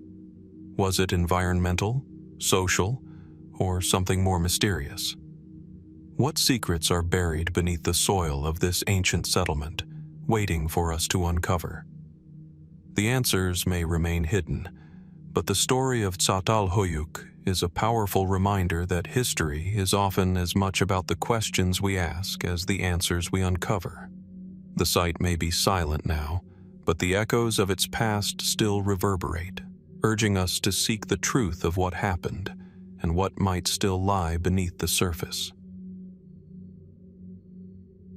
In the arid coastal desert of Peru, tucked away along the dry plains of the Supe Valley, lies one of the oldest and most fascinating civilizations of pre-Columbian South America, the Caral civilization. Here, amidst the towering pyramids and expansive terraces, lies an archaeological mystery that has intrigued scholars for decades: the disappearance of the civilization's final leadership records. The site of Caral, one of the 5 main urban centers of the Norte Chico civilization, represents a cornerstone of ancient urban life, existing long before the rise of the great empires of the Andes. Standing atop the ceremonial platform of the sacred city of Caral, you can look out over the remains of its impressive architecture. Massive stone platforms, pyramids, and sunken plazas. These structures, constructed as early as 3000 BC, are among the oldest in the Americas, and their complexity reveals a highly organized society. The buildings, clearly designed with purpose, suggest a community that valued both political power and religious devotion. Yet, as we peer deeper into the site's history, a striking gap in the record emerges, one that continues to puzzle historians and archaeologists: the mysterious absence of the final leadership records of Caral. While Caral itself flourished as a powerful cultural hub, its recorded history is frustratingly incomplete. The absence of a clear written or visual record of the final rulers of the city, or even the circumstances surrounding its eventual decline, leaves us with an enigma that seems almost deliberate. For a civilization that had developed sophisticated architectural and agricultural systems, had access to a rich trading network, and was the center of an expansive religious life, why would there be such a conspicuous lack of records about the end of its reign? The clues are sparse, yet the landscape of Caral offers some insight into its peak and decline. Caral, along with other cities in the Norte Chico region, was not a civilization that relied heavily on written records, but rather on monumental architecture and symbolic art. The ruins speak in silence, but they do speak. A large part of the city's social fabric was built around large-scale ceremonial events and rituals that took place within the Grand Pyramids. The layout of the city itself suggests a deliberate order. Its buildings align with celestial events, and its water systems were meticulously planned, underscoring the advanced engineering that the Caral civilization had achieved. Yet, even within this impressive urban framework, no clear symbols or depictions of the final rulers have been uncovered. By the time archaeologists began excavating Caral in the 1990s, they unearthed a wealth of information about the city's earlier stages. They discovered intricate quipu-like systems, sophisticated agricultural techniques, and evidence of a thriving society that traded extensively with neighboring regions. But what's missing is the clear narrative of Caral's final days. In particular, the absence of any leadership inscriptions or images is perplexing. How did the civilization that once flourished in such an organized, ceremonial manner disappear so completely from the historical record? The most conventional explanation for the lack of leadership records is that the Caral civilization simply did not practice a tradition of monumental inscription. Unlike the later Andean cultures, such as the Incas, whose history was chronicled through intricate stone carvings and quipus, the Caral people seem to have communicated and recorded their history in other, less permanent forms. It's possible that oral traditions, combined with ceremonial practices, served as the primary means of transmitting knowledge, leaving little in the way of tangible records. In fact, the lack of writing, both pictorial and alphabetic, makes Caral unique compared to many other ancient civilizations, and it may have been a conscious cultural decision not to enshrine their rulers in permanent forms. But this raises an even more intriguing question. Why would a society that was capable of such advanced architecture and trade not see the need to record its leadership or important events? One theory suggests that the Corral people may have had a religious or philosophical belief that discouraged the preservation of temporal power in permanent, visible forms. Ancient civilizations often viewed their rulers as divine intermediaries between the gods and the people, and it's possible that the Corral civilization did not wish to immortalize these individuals in a way that would give undue focus to earthly rulers. Instead, they may have seen their religious or spiritual leaders as representations of the cyclical nature of life, where the divine rather than the mortal would be celebrated. Yet, while this theory offers a potential explanation, it leaves the mystery of Carol's disappearance unresolved. The final phase of Corral is marked by an abrupt shift in its societal structure. Excavations at the site have revealed that at some point around 1800 BC, Carol's leadership and political power began to fade. While the city was not entirely abandoned at this time, it is clear that its once dominant role in the Norte Chico region diminished significantly. This shift coincides with the sudden disappearance of the city's leadership records which should have chronicled such a significant change in the society. What could have caused this disappearance? Could it have been a shift in political ideology, a religious transformation, or perhaps a natural disaster that left no trace in the archaeological record? Speculative theories suggest that the decline of Corral may have been precipitated by environmental factors. As a coastal city, Corral relied on complex irrigation systems to sustain its agriculture, and any significant disruption to the region's climate, such as a drought or a flood, could have destabilized the city's agricultural base. Without a stable food supply, it is possible that the once flourishing society began to fracture. If this were the case, the city's abandonment might have been the result of a gradual collapse rather than a dramatic event, with the leadership records fading as the society's structure disintegrated. Some researchers have also proposed that the Corral civilization's decline may have been tied to shifts in trade networks. Corral was deeply involved in long-distance trade, and the collapse of this network, either through competition from other emerging centers or shifts in demand for their goods, might have weakened the city's economic foundation. If Corral's leadership had no means to sustain its economy, or the structures that kept its society functioning, it is possible that the city declined in both power and visibility. Another intriguing theory speculates that Corral's disappearance might be linked to a more cultural or spiritual shift. What if the Corral civilization reached a point where the people collectively decided that their current way of life no longer fulfilled their spiritual or societal needs?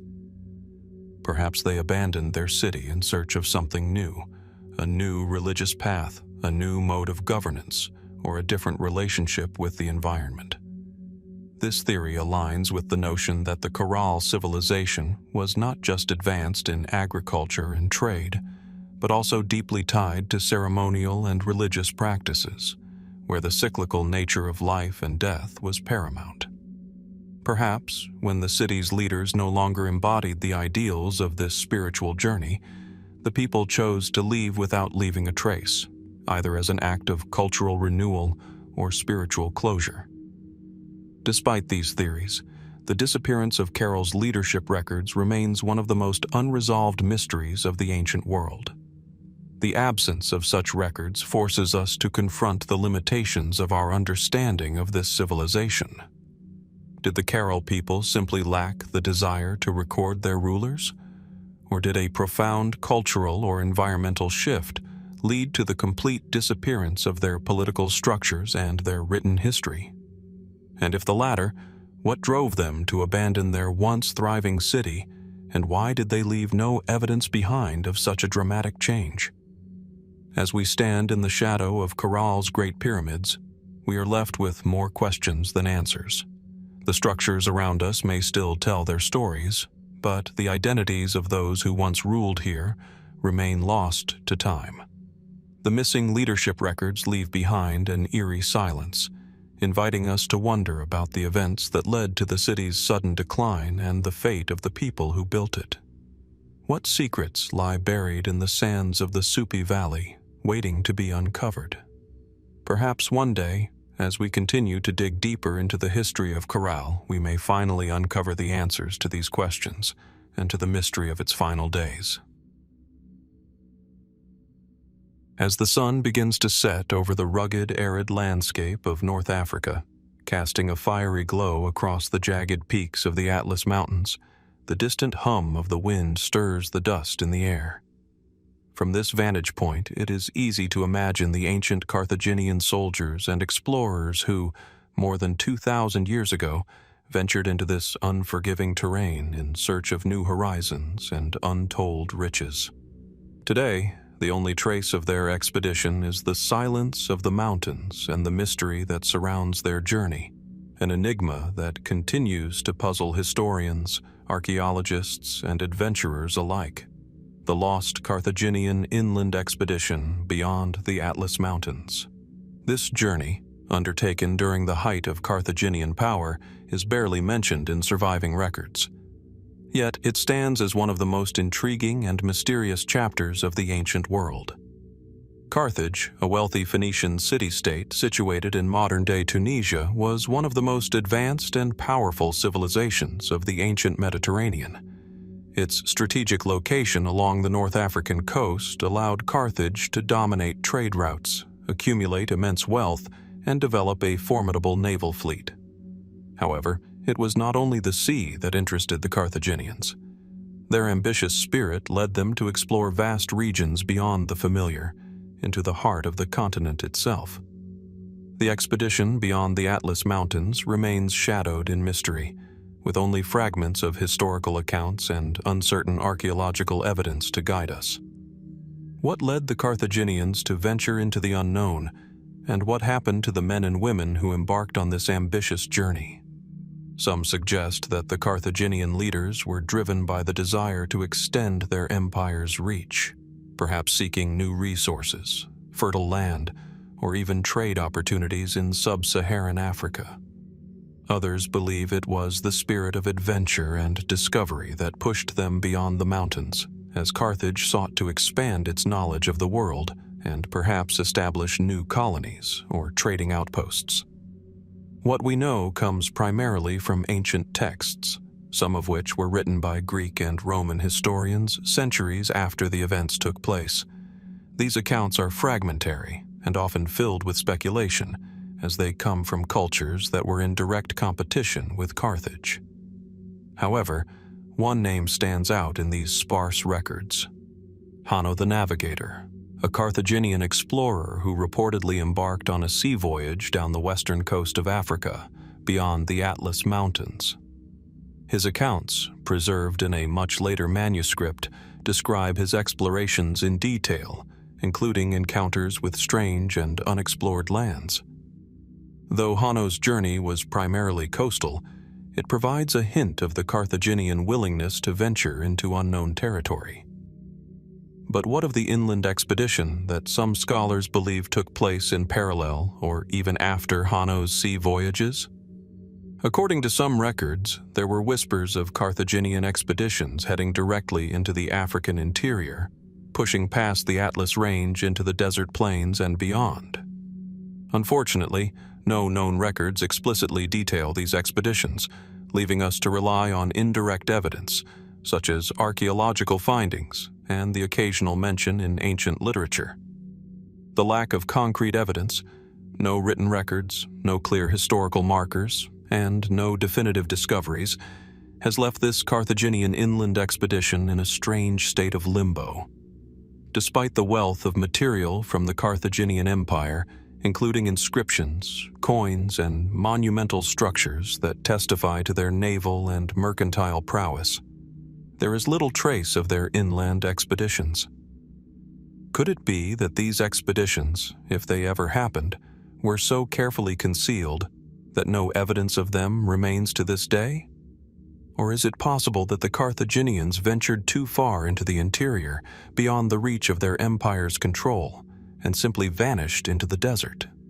Some scholars suggest that the lack of evidence may be due to the harshness of the desert landscape itself.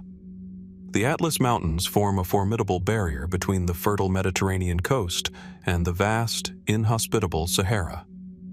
Perhaps these expeditions encountered environmental challenges so severe that they were unable to leave behind lasting records. The harsh conditions of the desert, combined with the extreme heat, would have made survival difficult, and it is conceivable that the Carthaginian explorers simply did not have the resources to establish a permanent presence. In fact, the very nature of the expedition's purpose is a subject of debate. Was it military in nature, aimed at establishing Carthaginian dominance over the region? Or was it an exploratory venture driven by the quest for knowledge, trade, or resources? The answer to this question is critical, as it shapes our understanding of what the Carthaginians were seeking when they pushed past the mountains. If the goal was expansion or conquest, the disappearance of the expedition could have been due to unforeseen resistance or hostile forces in the interior. If the goal was exploration, then the expedition may have been swept away by the merciless desert or lost in a place no one could have foreseen. One intriguing possibility is that the Carthaginian expedition was in pursuit of gold, ivory, and other exotic resources, which were known to exist further south in Africa. This theory ties into the ancient trade networks that Carthage had developed over centuries, extending deep into sub-Saharan Africa. Historical records indicate that Carthage had close ties with regions rich in gold and precious materials, such as modern-day Mali and Ghana.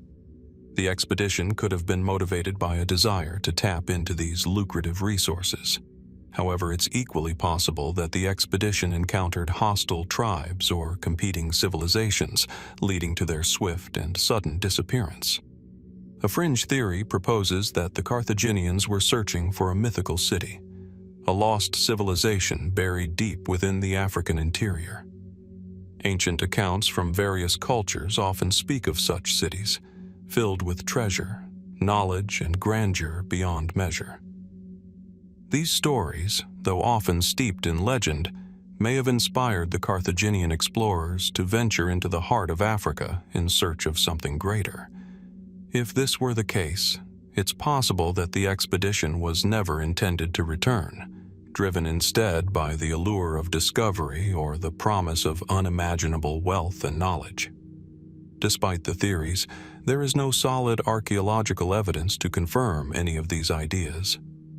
No remains of Carthaginian soldiers or explorers have been found in the desert, nor have any artifacts definitively linked to this inland expedition surfaced. The lack of evidence has led some to speculate that the Carthaginian expedition never actually happened at all.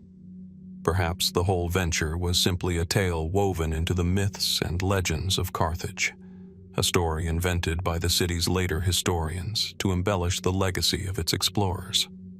Alternatively, some suggest that the expedition, if it did occur, was intentionally erased from history. Could it be that the Carthaginian leadership sought to downplay this expedition due to its failure, covering up any trace of the disaster to preserve the reputation of their empire?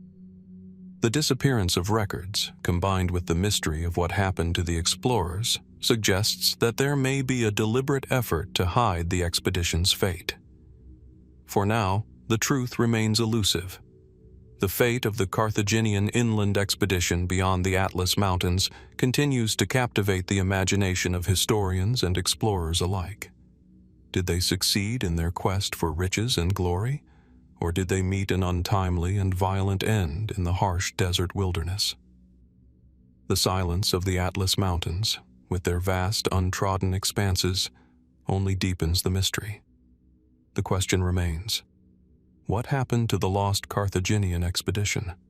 The wind whispers its secrets through the rugged mountain passes, but for now, the answers are lost to time. As we gaze out over the landscape, we are left to wonder whether the truth lies buried beneath the sands of the Sahara or hidden in the forgotten recesses of ancient records, waiting to be uncovered. The mystery of Carthage's forgotten journey is a reminder that even in the most well-documented civilizations, there are gaps, shadows, and silences that challenge our understanding of history. What might still be out there, waiting to be discovered? In the heart of ancient China, amidst the burgeoning power of the Qin dynasty, a mysterious chapter in history unfolds. One marked by sudden deaths, erasures of identities, and the shadow of political intrigue that still lingers through the ages. As the Qin state moved toward its monumental goal of unification under Emperor Qin Shi Huang in the 3rd century BC, a series of court figures met untimely and unexplained deaths, and their names were wiped from the official records, lost to the passage of time. The stories of these figures, once significant players in the Qin court, are but whispers in the wind now, drowned by the political machinations of a dynasty determined to solidify its power at any cost. The Qin dynasty, a fiercely militaristic and centralizing force, was obsessed with the idea of control. Qin Shi Huang, the first emperor of China, sought not only to conquer and unify the warring states, but to impose a uniformity upon the very fabric of the empire, eradicating regional differences and consolidating his power with an iron fist. But behind this vision of strength and order, a disturbing pattern began to emerge, one of sudden deaths, disappearances, and an unsettling erasure of court figures who vanished without a trace. One of the most perplexing aspects of this period is the rapid and almost systematic removal of individuals from both the political landscape and the historical record. While the unification of China under Qin Shi Huang is well documented, the process by which many of the prominent figures of the earlier Qin court were eliminated or rendered irrelevant remains murky at best. These figures, who once held positions of power, were either executed under mysterious circumstances or disappeared entirely, leaving no trace of their once important roles.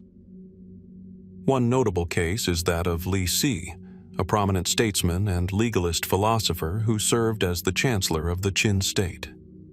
Li Si was instrumental in the creation of the legal system that would become the backbone of Qin governance. He helped implement Qin Shi Huang's centralizing policies, including the standardization of weights, measures, and even writing. Yet, after the emperor's death, Li Si's name and legacy were swiftly erased from the official narrative. He was executed, along with the emperor's other trusted ministers, under questionable circumstances. But why the sudden purge? Historians have long debated whether Li Si's death was a consequence of his role in the emperor's policies or a deeper, more personal betrayal. Some suggest that his fall from grace was inevitable, as his influence had made him a powerful and potentially dangerous figure in the court. Others speculate that Li Si was a victim of political infighting, with rivals using the emperor's death as an opportunity to rid themselves of an influential adversary. Still, there is another, more unsettling possibility, that Li Si's death, and the subsequent erasure of his role, was not the result of factional struggles, but a calculated move by the emperor himself to ensure that no one could challenge his vision of a united China. In the case of Zhao Gao, another high-ranking official at the Qin court, the mystery deepens. Zhao Gao, once a trusted advisor to Qin Shi Huang, is believed to have played a crucial role in securing the emperor's absolute authority, even to the point of orchestrating the emperor's death. After Qin Shi Huang's passing, Zhao Gao maneuvered to seize control of the throne, but his actions led to a rapid decline in the Qin dynasty. His rise to power, however, was marked by intrigue and betrayal, and his eventual fall was swift and violent. Zhao Gao's story is one of political ambition gone wrong, yet his eventual disappearance and the erasure of his name from the historical record suggest that his fate was not merely the result of a coup gone awry. Why would Qin Shi Huang's court, with all its surveillance and control, allow such figures to disappear so easily? And why was the official narrative altered so dramatically, erasing their contributions from history? Could it be that these figures knew too much, or perhaps became too powerful for the emperor's liking? Some historians suggest that the emperor's need for absolute control led him to systematically remove those who could potentially challenge his authority, even after his death. But there's more to this story, a darker, more enigmatic layer beneath the surface. The sudden deaths of these key figures were often accompanied by a disturbing silence. Historical records, after the emperor's death, seem to intentionally obfuscate the roles of these individuals. Li Si and Zhao Gao, once towering figures of the Qin administration, are barely mentioned in the official chronicles that followed the fall of the dynasty. Even the great Sima Qian, in his monumental work, the Shiji, which details the history of China, barely touches upon the mysterious circumstances of their deaths. It is as if a deliberate effort had been made to bury the truth. One explanation posits that this collective erasure was a strategic decision by the early Han dynasty, which succeeded the Qin, to distance itself from the violent and controversial reign of Qin Shi Huang. After the emperor's death, the people of the newly founded Han dynasty sought to create a more benevolent image of governance, one that did not involve the ruthless purges and executions that had characterized the Qin era. In this context, the swift erasure of figures like Li Si and Zhao Gao could be seen as an effort to erase the more unpleasant aspects of the Qin dynasty and create a cleaner, more palatable narrative for the people of China. Yet this theory does little to explain why the deaths and disappearances of these figures were so abrupt, and why they were not simply reinterpreted in the context of the new regime. Why were their contributions, political maneuvers, and even their very names swept under the rug so efficiently? The answer may lie in the centralization of power that Qin Shi Huang had worked so tirelessly to achieve. The emperor's need for absolute control over the court, the government, and the people may have extended to such an extreme that even after his death, there were efforts to ensure that no one, no matter how important or powerful, was left to challenge his vision of an indivisible, unified empire. Another theory takes us into more speculative territory, one that suggests something more sinister might have been at play. Could there have been a hidden conspiracy within the Qin court, one that sought to eliminate figures who threatened the stability of the state? In this view, Qin Shi Huang's court was not merely a realm of political power struggles, but one in which dark forces, perhaps even secret societies, existed, working to manipulate the emperor's decisions. Could the rapid deaths of these figures have been part of a larger, more secretive plot, orchestrated by unseen hands? The fact that so much remains unknown about this period opens the door to such tantalizing possibilities. There are also fringe theories that suggest something more supernatural may have been involved. Some suggest that Qin Shi Huang, obsessed with immortality, may have had access to mysterious, even occult knowledge, perhaps linked to alchemy or ancient rites, that allowed him to exercise control over the fate of his ministers and even the forces of nature itself. It's an idea that teeters on the edge of myth and history, but it's one that adds an eerie layer to the mystery of the court figures' sudden deaths. As we attempt to piece together the fragments of these lost histories, we are left with more questions than answers.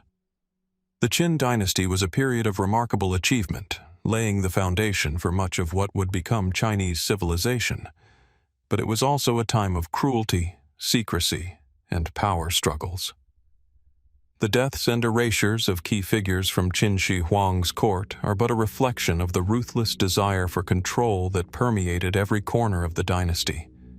The shadow of these lost figures still lingers today, their names obscured by the sands of time.